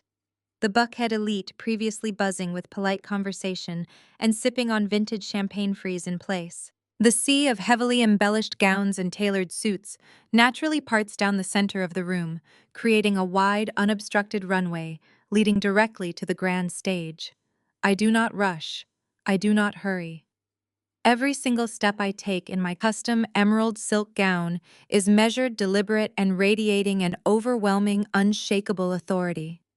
The tracking shot captures the quiet, terrifying power of a woman who has spent 12 years building an empire in the dark, finally stepping into the light to claim her territory. As I glide down the center of the ballroom, I pass the tables of wealthy investors, local politicians, and country club socialites. I see their expressions shift rapidly from confusion to pure, unadulterated fascination. They can sense the atmospheric drop in pressure. They can feel the sheer gravity of the moment pulling the oxygen straight out of the room. The camera follows me closely, capturing the reflection of the crystal chandeliers dancing across the silk of my dress. The silence in the estate is so profound, so absolute, that the only sound echoing through the cavernous space is the sharp, rhythmic click of my heels against the polished marble floor. I am walking directly into the heart of the illusion my mother spent her entire life trying to build. I am walking to dismantle the cage they tried to keep me in. At the front of the room, standing at the base of the grand stage, Beatrice and Chloe are completely paralyzed. The camera catches the exact moment the blood fully drains from my mother's face. Her heavily contoured smile collapses into a mask of pure, unadulterated panic. She looks around wildly, her eyes darting between the frozen guests, the darkened walls, and my steady, unrelenting approach. She realizes in real time that she has completely lost control of the narrative. Chloe stands frozen beside her, clutching her heavily beaded skirt, her mouth slightly open in shock as she watches the sister she just deemed low-class command the absolute attention of every single person in the room. "Nia, what on earth are you doing?" Beatrice hisses, her voice a desperate, venomous whisper as I reach the bottom step of the stage. "Get down from there right now. You are going to ruin everything. Security. Someone get security to remove her immediately." I do not even break my stride. I do not look down at her. I simply step past her frantic, grasping hands, my emerald gown brushing against the acrylic podium as I ascend the stairs. I walk directly to the center of the stage, standing in the exact spot where Beatrice just delivered her tearful, fraudulent speech. The tracking shot circles, slowly coming to a rest at a slight low angle, projecting my dominance over the entire room. I look down at my mother, who is now physically trembling at the base of the stairs. She gestures frantically to the head of security standing near the main doors. The security chief takes a single authoritative step forward, making direct eye contact with me over the heads of the seated guests. I offer him a microscopic, almost imperceptible nod. He immediately steps back, crosses his arms behind his back, and stands completely down. He works for me. Everyone in a uniform tonight works for me. Beatrice watches this silent exchange, and the horrifying reality of the situation finally begins to set in. No one is coming to save her. The entire infrastructure of this magnificent evening is entirely out of her hands. I reach out and wrap my fingers around the microphone stand. The cool metal grounds me, sending a final surge of electric focus through my veins. I detach the microphone with a smooth, practiced motion. I look out over the vast sea of faces. I see Preston rushing up to the front, looking utterly terrified, flanked by his severely dressed, deeply offended parents. I see the foundation board members leaning forward in their chairs, completely captivated by the unfolding drama. I take a slow, deep breath, letting the absolute silence of the room stretch out for 5 agonizing seconds. I let them feel the raw, unfiltered weight of my presence. I make sure every single guest understands that the dynamic of power in this family has just permanently shifted. Then I offer the crowd a warm, radiant, and entirely lethal smile. My family has always cared deeply about perfection. I project my voice through the state-of-the-art sound system, the audio mixing perfectly balanced by my team in the booth above. The sound is crisp, clear, and commands absolute attention. They have always cared about curating the perfect aesthetic, associating with the right zip codes, and making sure the numbers always look elite. They have built their entire lives around maintaining an image of flawless, undeniable success. I pause, letting my gaze sweep deliberately across the front row, locking eyes with Preston, then Chloe, and finally Beatrice. I watch them squirm under the intense magnifying glare of the spotlight. They look like trapped animals desperately looking for an exit that does not exist. Their performative arrogance has been entirely stripped away, replaced by the crushing realization of their own impending exposure. So I continue, my voice dropping to a smooth conversational cadence that completely disarms the room. In honor of my mother's 60th birthday, I think it is only fitting that we stop focusing on the aesthetics and start looking at the actual data. Let us take a moment to look at the real numbers behind this magnificent, breathtaking celebration. I take a single step back from the edge of the stage, giving the audience a full, unobstructed view of the massive LED screen positioned directly behind me. I do not raise my voice. I do not scream or throw insults. I maintain the poised, professional demeanor of a chief executive officer delivering a quarterly earnings report to a room full of eager shareholders. The absolute calm in my delivery makes the impending destruction infinitely more devastating. I hold the microphone securely in my right hand, turning my body slightly so I can address both my family in the front row and the hundreds of guests watching with bated breath. The trap has been triggered. The heavy steel doors have slammed shut. There is absolutely nowhere for them to run, nowhere for them to hide, and no one left to subsidize their lies. I am about to tear down their carefully constructed kingdom brick by agonizing brick. I raise my left hand perfectly parallel to my shoulder. I do not look back at the screen. I keep my eyes locked dead center on my mother. With a single sharp motion, I snap my fingers. The sound echoes sharply through the microphone, signaling my lead engineer in the control booth. Instantly, the slideshow of carefully curated, highly filtered family photographs vanishes. The smiling faces of Chloe and Preston, the staged portraits of Beatrice dripping in fake generational wealth, all disappear into a split second of pitch black. Then a stark, brilliant white light floods the stage behind me. The massive LED screen illuminates the entire front half of the ballroom with the undeniable clarity of a high-definition financial document. The camera executes a violent, aggressive whip pan. It violently blurs across the space, snapping directly from the glaring white screen to the utterly horrified faces in the front row. The lens catches Beatrice, her jaw literally dropping open, her heavily manicured hands flying up to cover her mouth. Another sharp whip pan snaps back to the screen. It is the itemized $85,000 Lux & Company receipt. The text is massive, bold, and impossible to misinterpret. Every single extravagant upgrade is listed in humiliating detail. The 20 cases of vintage Dom Perignon, the thousands of imported South American ghost orchids, the exorbitant day rate of the celebrity photographer. Another aggressive whip pan targets Chloe and Preston. Chloe is gripping Preston's velvet sleeve so tightly her knuckles are bone white. Preston looks as though all the air has been violently sucked out of his lungs. His confident, patronizing smirk has been completely obliterated, replaced by the sheer, unadulterated terror of a man whose entire fraudulent existence has just been broadcast in high definition. I let the image burn into the retinas of every single guest in the room. The silence in the ballroom stretches until it becomes almost deafening, broken only by the sudden synchronized gasps and hushed frantic whispers of the Buckhead elite. These are investors, real estate moguls, and corporate executives. They know exactly how to read a billing ledger. Their eyes scan the massive document, tracing the line items all the way down to the final total: $85,000.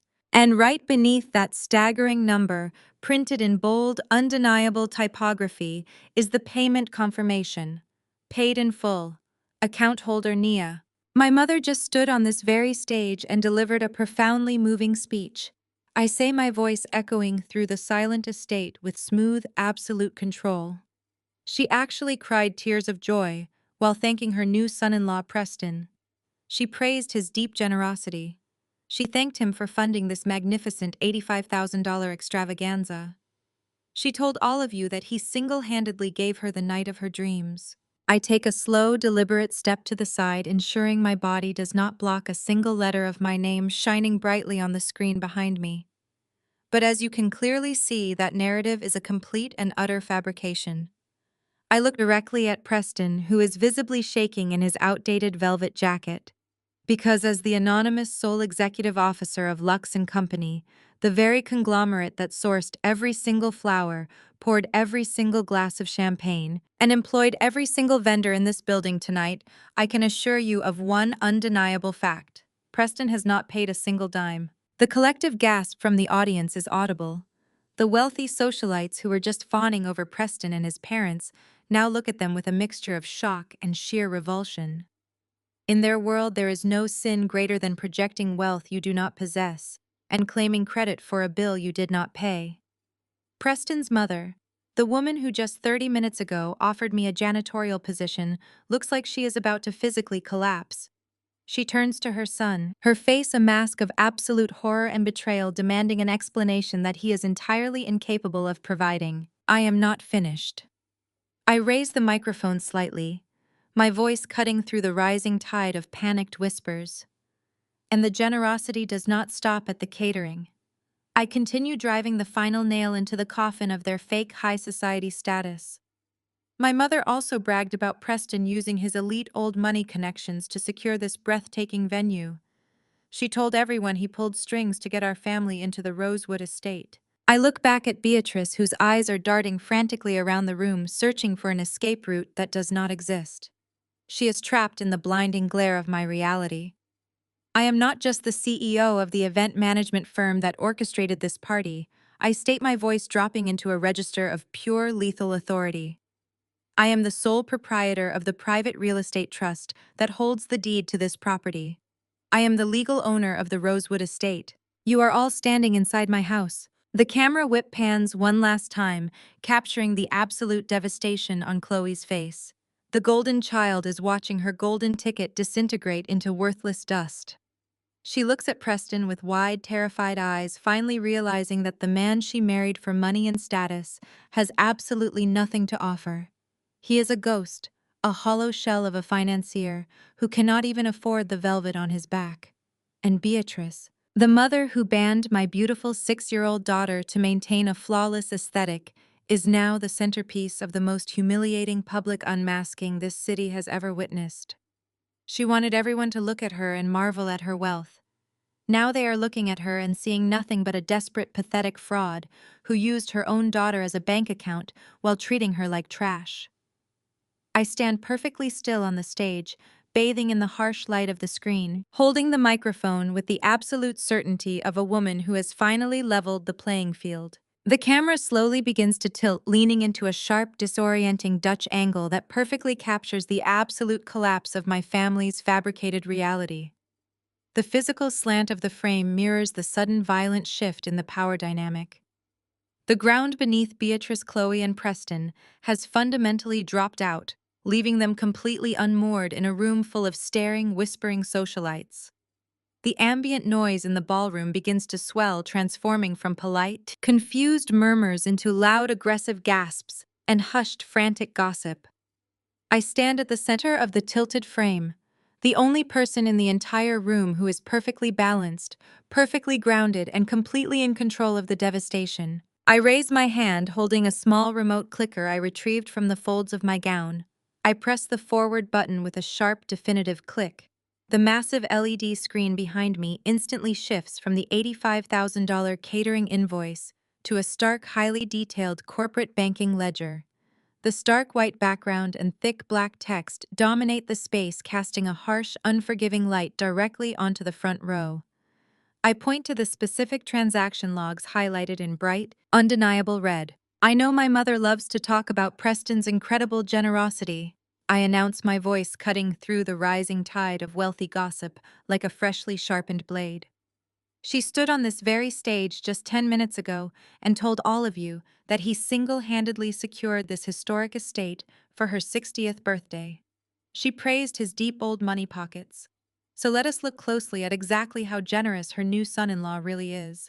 In fact, Preston tried to pay the $5,000 venue deposit this morning, but his credit card was declined 3 separate times. I gesture toward the massive screen, letting the digital proof speak for itself. The ledger clearly shows Preston's name, the timestamp of 9 in the morning, and the glaring red error codes reading insufficient funds. It shows the second attempt at 9:15.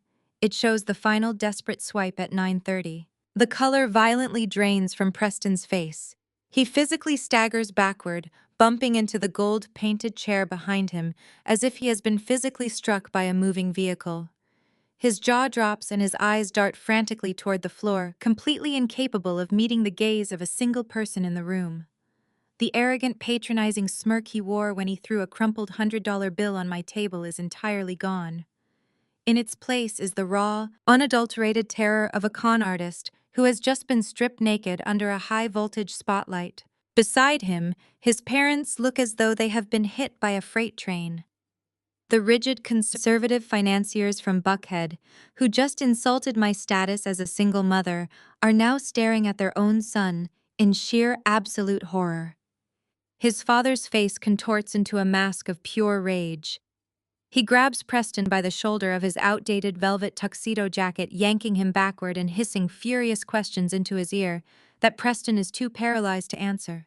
His mother clutches her chest, her ice blue gown suddenly looking ridiculous as she realizes that the high society reputation she guards so fiercely has just been permanently destroyed by her own broke, fraudulent son. The elitist bubble they floated in on has burst violently in their faces. Beatrice cannot handle the collapse. Her mind simply refuses to process the reality shining brightly on the screen above her. The cognitive dissonance is too massive for her fragile ego to sustain. She breaks away from Chloe, her heavily beaded gown rustling loudly as she storms toward the edge of the stage. Her face is a frantic, twisted mess of desperation and denial. "This is a lie!" Beatrice screams, her voice cracking as she points an accusing, trembling finger up at me. She does not care that the entire room is watching her unravel. She only cares about preserving the illusion for Preston's horrified parents. "You hacked that screen. You hired someone to forge those bank statements, just to ruin my perfect night, because you are deeply jealous of your sister. You have always been jealous of Chloe and the beautiful life she has built. You are a bitter, lonely woman making up lies to tear down a good man." I do not raise my voice to match her frantic screaming. I maintain my smooth, measured corporate cadence, letting her hysterical panic echo painfully against my absolute calm. The tilted camera angle captures her standing at the bottom of the stairs, looking small, desperate, and entirely unhinged, while I look down at her from the summit of the stage. "Hacked the screen," I repeat, letting a cold, mocking laugh escape my lips. "Mom, I am the chief executive officer of the corporation that owns the payment gateway. I do not need to hack a system that I personally built and legally possess. Those bank records are direct certified logs from the merchant processing account of Lux and Company. They are indisputable financial facts." I take a slow step closer to the edge of the stage, leaning forward slightly to make direct eye contact with her. The harsh light from the screen illuminates the sheer panic swimming in her eyes. "But since you are so absolutely certain of Preston's immense wealth, I continue projecting my voice so every single country club friend she invited can hear the tragic punchline. Why do you not tell your wealthy guests what happened at 9:45 this morning? Why do you not explain to the room who actually stepped in to save Preston from complete financial embarrassment?" Beatrice freezes. Her mouth opens but no sound comes out. The desperate defensive fire in her eyes suddenly extinguishes, replaced by a cold, sickening dread. She knows exactly what I'm going to say next, and she knows she is entirely powerless to stop me. I press the forward button on my remote one more time. The screen flashes, revealing a new line item on the ledger. It shows a successful $5,000 transaction processed precisely 45 minutes after Preston's final declined attempt. Because when Preston's elite, supposedly limitless credit card bounced for the third time, I announce, ensuring my articulation is razor sharp, "It was your credit card, Mom, that absorbed the charge. You quietly paid the venue deposit yourself to cover up the fact that your high society son-in-law is entirely broke. You willingly ate a $5,000 charge to protect his fake status. And then you stood by and allowed my sister to text me, claiming Preston was the generous benefactor, demanding that I cover the remaining $85,000 so I would not embarrass your family." The ballroom erupts into absolute chaos. The collective shock of the wealthy guests transforms into open, ruthless mockery. Whispers tear through the crowd like wildfire. Preston's father throws his hands up in disgust, physically stepping away from Beatrice and Chloe, as if their desperation is a contagious disease. Chloe bursts into frantic, hyperventilating sobs, covering her face with her hands, as she realizes her entire marriage is built on a foundation of worthless dust. Beatrice stands paralyzed at the bottom of the stage, completely surrounded by the suffocating weight of her own exposed lies, while the Dutch angle holds steady on my unyielding, victorious expression. The chaotic symphony of gasps and frantic whispers flooding the ballroom is music to my ears, but I am not finished conducting this orchestra. The camera detaches from the broken, weeping figure of my mother at the base of the stage. It executes a slow, merciless dolly in pushing tight and aggressive directly onto Preston's face. The lens captures every single microscopic detail of his absolute ruin. The heavy theatrical lighting from the stage exposes the thick, greasy beads of sweat rolling down his forehead and gathering at the collar of his outdated velvet tuxedo. His skin has taken on a sickly, translucent pallor, the vibrant arrogance he carried into my house completely flushed out of his veins. He looks like a man standing on the trapdoor of a gallows waiting for the lever to be pulled. I do not let him wait long. I turn my body away from Beatrice and Chloe, dismissing their hysterical sobbing as nothing more than background noise. I shift my entire lethal focus directly onto Preston and his severely dressed parents, who are still standing frozen in the front row. The Buckhead elite, sensing that the execution is not yet complete, fall dead silent once again. They lean forward in their gilded chairs, hungry for the next drop of blood. I lock eyes with Preston's mother, the woman in the ice blue gown, who just 30 minutes ago invaded my personal space by the kitchen doors. Her posture is incredibly rigid, her hands trembling slightly where they clutch her designer evening bag. Earlier this evening, I project my voice through the microphone, my tone smooth, conversational, and dripping with razor-sharp precision. Preston's lovely parents took it upon themselves to pay me a visit at my designated table in the shadows. They told me that Chloe had shared all the tragic details of my life as a struggling single mother. They told me they felt a profound Christian obligation to help someone so clearly beneath their station. A low murmur ripples through the crowd. The wealthy socialites exchange deeply uncomfortable glances, recognizing the classic condescending charity of their own peers being dragged into the harsh light. In fact, I continue taking a slow, predatory step closer to the edge of the stage. Preston's mother was kind enough to offer me a job. She told me that Preston's highly successful elite financial firm was looking to expand its maintenance staff.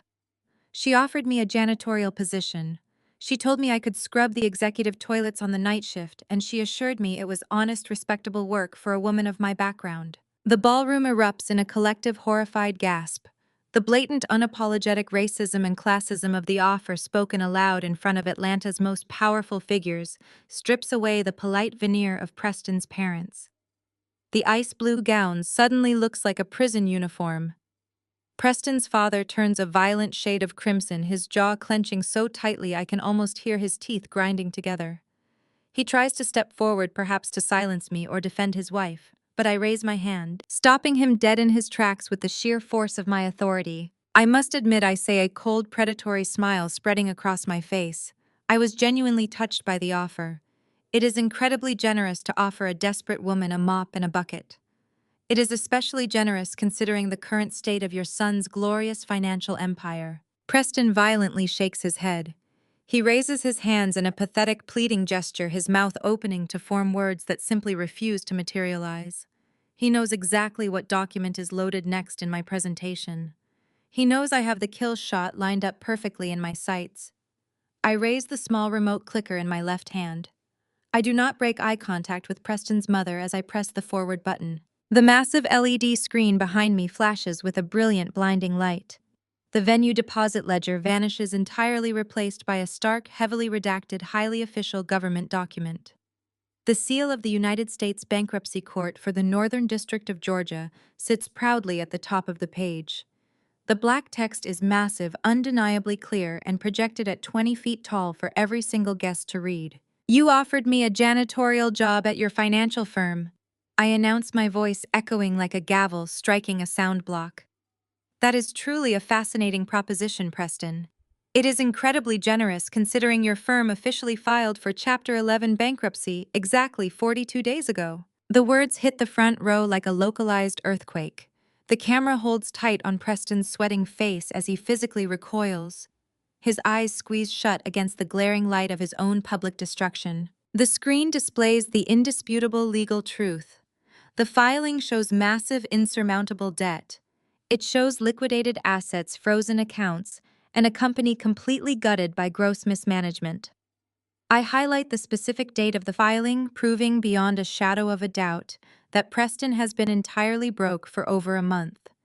He has been walking around Atlanta, dining at country clubs, and marrying into my mother's desperate family while actively hiding a catastrophic financial collapse. Preston's parents gasp, a raw, unfiltered sound of pure shock that cuts through the ambient noise of the room. They had absolutely no idea. The camera catches the exact devastating moment. The truth shatters their elite conservative reality. They look up at the massive screen reading the bankruptcy filing of their own son, and the blood completely drains from their faces. They are not just humiliated by his poverty, they are profoundly humiliated by his deception. He did not just lie to my mother and my sister. He lied to his own blood. He leveraged his parents' reputation and their zip code to maintain a fake lifestyle while his actual business was being repossessed by federal creditors. Did you not tell them, Preston? I ask, my voice dropping into a register of mocking lethal sympathy. Did you not tell your wealthy, refined parents that your executive suites are currently locked up by the bank? Did you not tell them that you do not even have an office building left for me to clean? Preston's father grabs his son by the lapels of his velvet tuxedo. The older man's face is contorted with a mixture of profound embarrassment and unadulterated fury. He shakes Preston violently, demanding an answer, demanding to know how his son could bring this level of absolute disgrace upon their family name in front of the entire city. Preston just stammers, his hands shaking, his fake high society persona completely annihilated. I look down at the wreckage I have orchestrated. They wanted to hand me a mop. Instead, I just handed them the complete and total destruction of their social standing, their financial secrets, and their family legacy. The camera detaches from its tight focus on Preston and begins a slow, continuous arc around my position on the stage. It glides smoothly along an invisible circular track, creating a dizzying cinematic vortex that places me at the undeniable epicenter of the destruction. As the lens orbits my stance, the background continuously shifts. 1 second it captures the stark white light of the bankruptcy filing on the massive LED screen. The next, it sweeps past the horrified, whispering faces of the Buckhead elite, then glides over the shattered, weeping forms of Beatrice and Chloe in the front row. The circular motion never stops. It isolates me as the only fixed, grounded point in a room where every single other person has completely lost their balance. I stand tall in my custom emerald silk gown, holding the microphone with the relaxed, effortless grip of a woman who has finally closed the steel trap on her prey. I do not rush my next words. I let the sheer gravity of the moment settle over the opulent ballroom.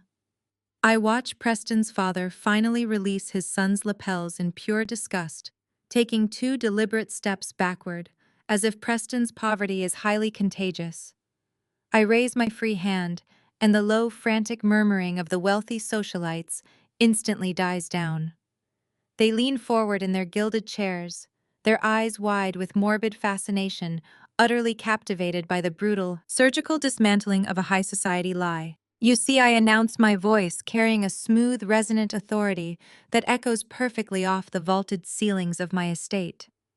The most fascinating part of this entire charade is not simply that Preston is bankrupt. Bankruptcies happen every single day. No, the truly breathtaking part of this evening is the absolute spectacular irony of why he is standing here in that cheap velvet jacket in the first place. I turn my attention directly to Chloe. The golden child has collapsed into a gold-painted chair, her heavy, excessively beaded gown pooling around her ankles like a deflated parachute. She is staring at Preston with a look of pure, unadulterated shock, completely unable to process the fact that her golden ticket has bounced violently in front of the entire city. I look down at my younger sister, my voice ringing with cold, clinical precision. Preston did not marry you because he was captivated by your charm, Chloe. I state, ensuring every syllable is razor sharp. He did not look at you and see the love of his life. He married you because our mother spent the last 5 years taking out massive, ruinous second mortgages on her suburban home to buy you designer clothes, fund your elite sorority dues, and aggressively project an image of immense, untouchable generational wealth. Preston looked at your leased luxury cars, your curated aesthetic, and our mother's desperate high society posturing, and he saw a financial lifeline. He saw a wealthy Black Atlanta family that he believed could quietly bail out his failing, grossly mismanaged financial firm before the federal creditors came knocking at his door to repossess his life. Preston physically flinches, as if I have struck him across the face with a heavy stone. He drops his gaze to the polished marble floor, unable to deny the surgical accuracy of my assessment. The truth hits Chloe with the force of a physical blow. She gasps loudly, her manicured hands flying up to cover her mouth as the devastating reality of her sham marriage shatters her entire worldview. She was never his equal. She was nothing more than an emergency exit strategy that ultimately led nowhere. I continue pacing this edge of the stage. The camera maintains its steady, relentless arc, keeping me perfectly framed against the backdrop of their mutual parasitic destruction. I pivot my gaze away from Chloe and lock eyes with Beatrice. My mother is clutching the transparent acrylic podium, as if it is the only physical object keeping her upright. Her chest heaves with panicked, shallow breaths. And on the other side of this pathetic transactional equation, I say, my tone dropping into a register of mocking, lethal sympathy. You and Chloe willingly tolerated Preston's blatant arrogance.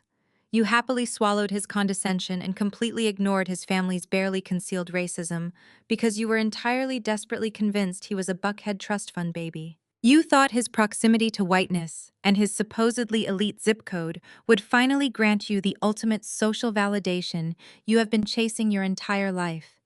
You traded your own dignity, and you banned your own 6-year-old granddaughter from this room because you believed he was your permanent entry pass into the upper echelons of society. The absolute absurdity of the situation hangs heavily in the chilled, perfectly conditioned air of the ballroom. It is a masterpiece of mutual delusion. Two completely empty bank accounts, staring at each other across a lavishly decorated room, each desperately waiting for the other person to pick up the check. You two broke frauds have been using my hard-earned money to play rich and famous with each other, I declare. I deliver the line with a sharp, thunderous clarity that leaves absolutely no room for misinterpretation. You built an entire marriage, a completely fake social identity, and this $85,000 party on a foundation of absolute worthless dust. You both thought you were running the ultimate high society scam, completely unaware that you were just scamming each other. The words reverberate through the massive estate. The imported ghost orchids draped around the grand staircases suddenly look like tragic dead weeds. The vintage champagne sitting in crystal flutes suddenly tastes like cheap water to the guests holding it. The illusion is entirely dead. There is no wealth here for Beatrice to claim, and there is no financial rescue here for Preston to secure. The only real, tangible money in this entire room belongs to the outcast daughter they shoved into the dark shadows by the kitchen doors. I stand tall under the glaring spotlight, the camera completing its final triumphant arc around my silhouette, leaving my family drowning in the inescapable wreckage of their own pathetic greed. The smooth cinematic glide of the camera shatters instantly. It abruptly switches to a raw handheld shooting style, introducing a jerky, slightly chaotic energy that perfectly mirrors the sudden collapse of order in the ballroom. The pristine illusion of the Rosewood estate fractures into a million jagged pieces. The absolute silence that had gripped the Buckhead elite shatters, replaced by a deafening overlapping cacophony of outraged gasps, frantic whispers, and the harsh scraping of gilded chairs being pushed back aggressively across the marble floor. The wealthy investors and country club socialites are practically vibrating with secondhand embarrassment, incredibly eager to distance themselves from the radioactive fallout radiating from the front row. I remain perfectly still on the stage, the stark light of the bankruptcy filing casting long, unforgiving shadows across the room. Down below, the tension between Preston and his parents reaches a violent boiling point. Preston's father, a man whose entire identity is built on conservative financial superiority, stares at his son with a mixture of absolute disgust and unadulterated fury. The older man takes a sharp, aggressive step forward.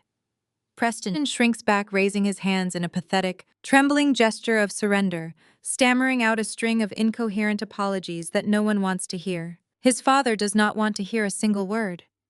With a sudden explosive motion, the older man swings his right hand and delivers a sharp, resounding slap directly across Preston's cheek. The sharp crack echoes loudly over the panicked murmurs of the crowd. The impact snaps Preston's head to the side, his outdated velvet tuxedo jacket shifting awkwardly around his shoulders. "You absolute disgrace!" His father spits out, his voice dripping with pure, unmasked revulsion. "You lied to us. Yao brought us into this circus to parade around with these desperate social climbers while you were bleeding dry. You are no son of mine." Preston's mother refuses to even look at him. She gathers her ice blue gown, her face flushed with supreme humiliation, and turns her back on her weeping, bankrupt son. She links her arm through her husband's, and together they march purposefully toward the main exit, abandoning Preston to face the wreckage of his fraudulent life entirely alone. Beside that spectacular familial implosion, my sister Chloe is experiencing a total psychological collapse. The golden child, the woman who spent her entire life believing her proximity to whiteness and perceived wealth made her untouchable, suddenly realizes she is holding a winning ticket to absolute zero. Chloe drops entirely to her knees on the hard marble floor. The heavy, excessive layers of her beaded gown pool around her like a deflated hot air balloon. She breaks down into loud, hysterical, hyperventilating sobs. Her carefully applied makeup runs in dark streaks down her face as she stares at Preston, the man she thought was her permanent passport to high society. She realizes with crushing clarity that she has alienated her only successful sister to marry a financial ghost. Her luxurious lifestyle, her social media aesthetic, her entire future has evaporated into thin air. She is drowning in $85,000 of debt she cannot pay, married to a man who cannot even afford the shoes on his feet. And then there is Beatrice. My mother, the grand orchestrator of this spectacular tragedy, cannot handle the reality of her public execution. She cannot process the fact that the buckhead elite she so desperately wanted to impress are currently watching her world burn with thinly veiled amusement. Driven by sheer blind panic, Beatrice scrambles up the steps of the stage. Her movements are frantic and uncoordinated, stripping away any remaining trace of her manufactured elegance. She lunges toward me, her hands grasping desperately at the fabric of my custom emerald silk gown. "Nia, please," she begs, her voice cracking into a shrill, hysterical whine. Her eyes are wide with wild, unfiltered terror. "Turn it off. Turn the screen off right now. You have made your point. You have ruined everything. Please, I am begging you, just make it go away. Do not let them see any more." I do not flinch. I do not step back.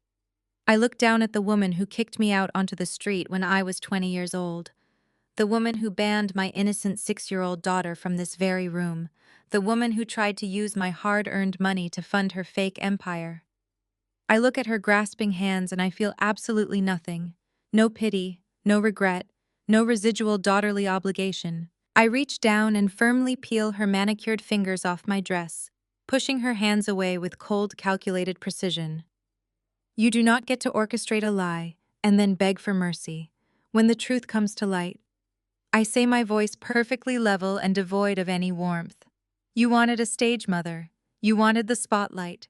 Now you get to stand in it. I turn my back on her weeping form and look out over the chaotic, buzzing ballroom. The wealthy guests are already beginning to edge toward the heavy mahogany doors, eager to escape the humiliating spectacle. I raise my two-way radio to my lips one final time, making direct eye contact with my head of security standing near the main entrance. I give him a single definitive nod. I lower the radio and raise the main microphone, ensuring my voice booms with absolute, unquestionable authority over the fading chatter of the crowd. This private event is now concluded. I announce, my tone slicing through the room like polished steel. I lock eyes with the remaining socialites, watching them freeze in their tracks. If you did not pay for the champagne, please leave my property. The effect is instantaneous and spectacular. The Buckhead elite do not hesitate. They practically trample over each other to reach the exit, abandoning their half-empty crystal flutes on the tables. They cast fleeting, pitiful glances back at the stage, not at me, but at the sobbing, broken figures of Beatrice and Chloe left behind in the wreckage. My security team moves in seamlessly, executing their orders with crisp professionalism, gently but firmly herding the fraudulent guests out the front doors and into the humid Atlanta night. I stand tall on the stage of my own estate, the chaotic handheld camera finally coming to a steady, triumphant halt as I watch the parasites flush themselves out of my house, my life, and my future. The chaotic energy of the ballroom begins to violently drain away, replaced by the hollow, echoing footsteps of the retreating Buckhead elite. The camera locks into a perfectly static medium shot near the heavy mahogany double doors of the Rosewood estate. It does not pan. It does not tilt. It remains entirely motionless, serving as an unflinching objective witness to the final pathetic remnants of my mother's shattered illusion. Through this fixed frame, I watch the wealthy socialites and powerful investors flood out of the venue. They move with an aggressive, desperate speed, keeping their heads ducked low and their eyes fixed firmly on the polished marble floor. The second-hand embarrassment radiating from the departing crowd is so thick it practically chokes the air. No one stops to say goodbye. No one offers a comforting word. They are simply fleeing a sinking ship, leaving their half-empty crystal flutes abandoned on the cocktail tables. I step down from the main stage, my custom emerald silk gown, moving with a fluid, unbothered grace. I am completely finished with the performance. The financial truth has been fully illuminated, the parasitic frauds have been utterly exposed, and my property is currently being cleared of uninvited pests. I walk purposefully toward the main exit, fully intending to retrieve my car and return to my daughter. But as I approach the threshold, a frantic, disheveled figure lunges into the static frame, physically blocking my path to the heavy wooden doors. It is Beatrice, the woman who just hours ago carried herself like the undisputed queen of Atlanta society, now looks entirely unrecognizable. Her heavy, excessively beaded gown, which was meant to project old money elegance, now hangs off her trembling frame like a discarded costume. Her perfectly coiffed hair has fallen into messy, frantic strands around her face. The severe artificial tears she faked during her grand speech have been replaced by genuine hyperventilating sobs that leave thick, dark streaks of mascara running down her cheeks. She is a woman who has just watched her entire social identity burn to the ground, and she is desperately, frantically searching for someone to blame. She corners me against the heavy doorframe. She reaches out with trembling, desperate hands, practically clawing at the fabric of my dress. Her eyes are wide, wild, and completely unhinged. She cannot process the reality that the daughter she threw away is the very same woman who just executed her social demise. "How could you do this?" Beatrice screams, her voice cracking into a shrill, agonizing wail that echoes through the rapidly emptying ballroom. Her tone is dripping with a toxic, deeply ingrained victimhood. "How could you stand up there and humiliate your own flesh and blood in front of the entire city? We are your family. We are the only people who have ever truly loved you. You have destroyed everything. You have destroyed Chloe's marriage. You have ruined my reputation. You have completely dismantled this family. Family is everything. Family is sacred. How could you destroy us?" The static camera holds perfectly steady, capturing the stark, breathtaking contrast between her frantic, screaming hysteria and my absolute, unshakable calm.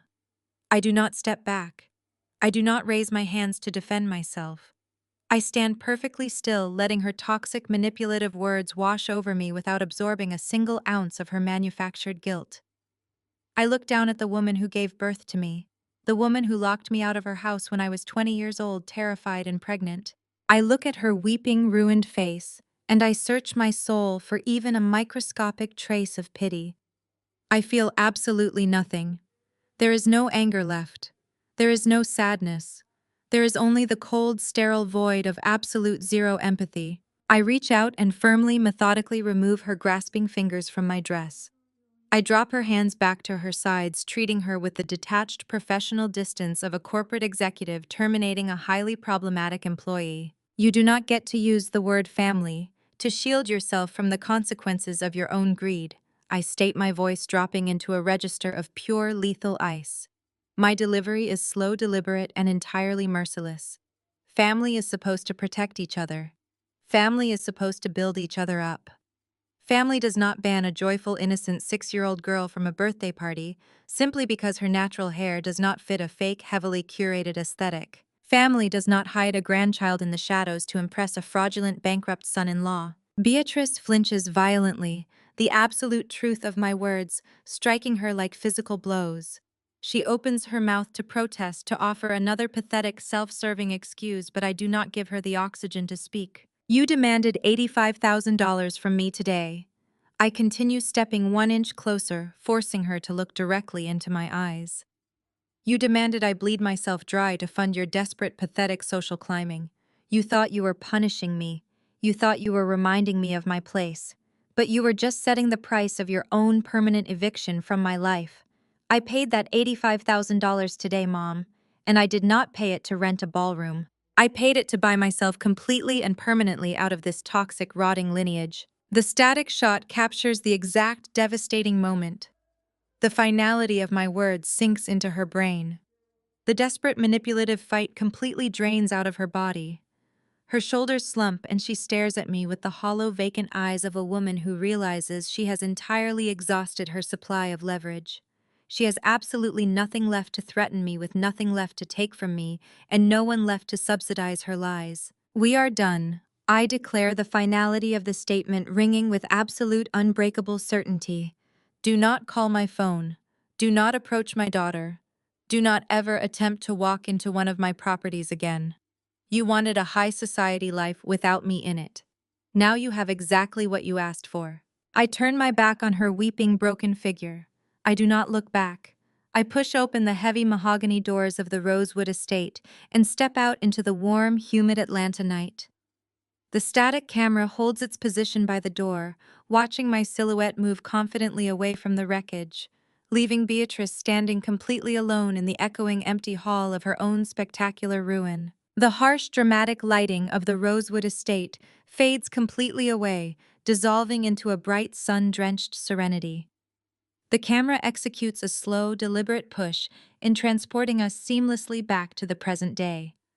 We are back in the absolute sanctuary of my downtown Atlanta penthouse.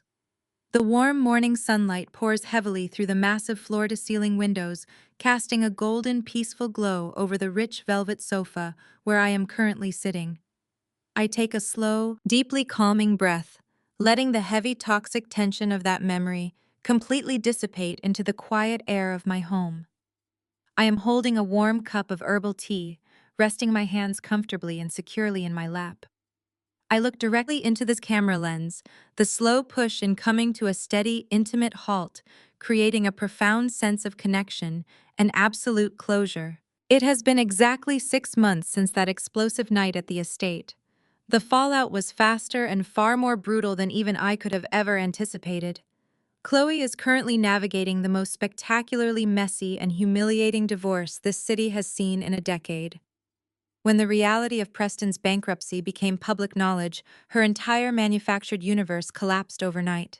The luxury vehicles she constantly flaunted on social media were unceremoniously repossessed right out of her driveway in broad daylight. The sprawling suburban home they leased was swiftly foreclosed on by the federal creditors. Preston is drowning in a massive sea of litigation regarding his fraudulent financial firm, facing multiple aggressive lawsuits from investors who finally realized he had squandered their money to fund his own pathetic fake lifestyle. Chloe desperately tried to scrub her social media accounts, frantically deleting every single photograph of the man she had proudly paraded around as her elite savior. She tried to reach out to her wealthy sorority sisters for support, but in the ruthless world of high society, financial ruin is the ultimate contagious disease. They dropped her instantly and completely. Chloe was forced to sell her supposedly flawless diamond engagement ring just to afford a mediocre divorce attorney. She is currently living in a cramped one-bedroom apartment on the outskirts of the city, completely stripped of the unearned arrogance she used to wear like a crown. But the most poetic, devastating justice was entirely reserved for my mother. Beatrice spent her entire adult life sacrificing her own flesh and blood to buy a seat at the table of the Buckhead elite. She wanted to be a recognized, revered socialite more than she wanted to be a decent mother. After the humiliating spectacle she caused at her 60th birthday, the very society she worshipped ruthlessly turned its back on her. The wealthy investors and country club wives, who had witnessed her frantic, desperate lies at my estate, immediately began distancing themselves. The whispers and gossip tore through her social circles like a Category 5 hurricane. Less than 2 weeks after the party, Beatrice received a formal certified letter from the board of directors at her exclusive country club. They officially revoked her membership permanently, citing a gross violation of their community standards regarding public conduct and financial integrity. It was the absolute ultimate death blow to her incredibly fragile ego. She can no longer attend the charity galas. She is no longer invited to the summer luncheons. She attempted to show up at her favorite upscale restaurants, only to find that her reservations were mysteriously and permanently canceled. She is a total social pariah in the city she tried so desperately to conquer. She sacrificed her real, tangible family to chase a pathetic illusion, and in the end, the illusion locked the door right in her face. I have not spoken a single word to either of them since I walked out of the Rosewood estate that night. My mother has attempted to call from dozens of different blocked numbers. She has sent elaborate, tearful emails, blaming the extreme stress of the event, claiming she was a helpless victim of Preston's deception, just as much as Chloe was. She even tried to send a ridiculously expensive gift basket to my corporate headquarters, hoping to buy her way back into my good graces now that she knows exactly how much power and wealth I truly possess. I instructed my executive security team to throw the basket directly into the dumpster and permanently block her email addresses from my server. You do not get to treat people like disposable garbage and then demand a seat at their table the very moment you realize they own the entire building. My peace is entirely non-negotiable, and my boundaries are completely impenetrable. In the absolute absence of their relentless, suffocating toxicity, my life has flourished in ways I could have never even imagined. Lux and Company has rapidly expanded its commercial real estate portfolio across the entire Southeast region. My business is thriving, but more importantly, my mind is completely clear. I no longer carry the heavy, exhausting burden of trying to prove my worth to people who are aggressively committed to misunderstanding me. I no longer have to shrink myself down to make them feel comfortable in their own failures. Suddenly, the quiet, reflective atmosphere of the penthouse is broken by the bright, unmistakable sound of rapid, tiny footsteps slapping against the hardwood floor. Zuri bursts joyfully into the frame from the hallway. She is wearing her favorite sparkly pink princess dress, the exact same one she wanted to wear to her grandmother's party, and her beautiful, thick, natural curls are bouncing wildly around her radiant face. She is laughing uncontrollably, a pure, ringing sound of absolute joy that completely washes away any lingering shadows of the past. She launches herself directly at the velvet sofa. I drop my teacup onto the side table and open my arms wide, scooping her up into a tight, warm, fierce hug. I bury my face in her beautiful hair, holding her incredibly close to my chest, feeling the steady, reassuring beat of her heart against mine. This is what real, unconditional love looks like. It does not require a pristine aesthetic, and it certainly does not demand a financial entry fee. I hold Zuri securely in my lap, her small arms wrapped tightly around my neck, as she giggles warmly into my shoulder. I look up from my perfect, brilliant daughter, leveling my gaze directly into the camera lens one last time. My expression is calm, powerful, and absolutely victorious. Sometimes the only way to get a picture-perfect family is to cut the dead weight out of the frame. Have you ever had to expose a family grifter? Let me know in the comments. The camera holds steady on my triumphant, peaceful smile for a fraction of a second before the screen slowly, seamlessly fades to pitch black.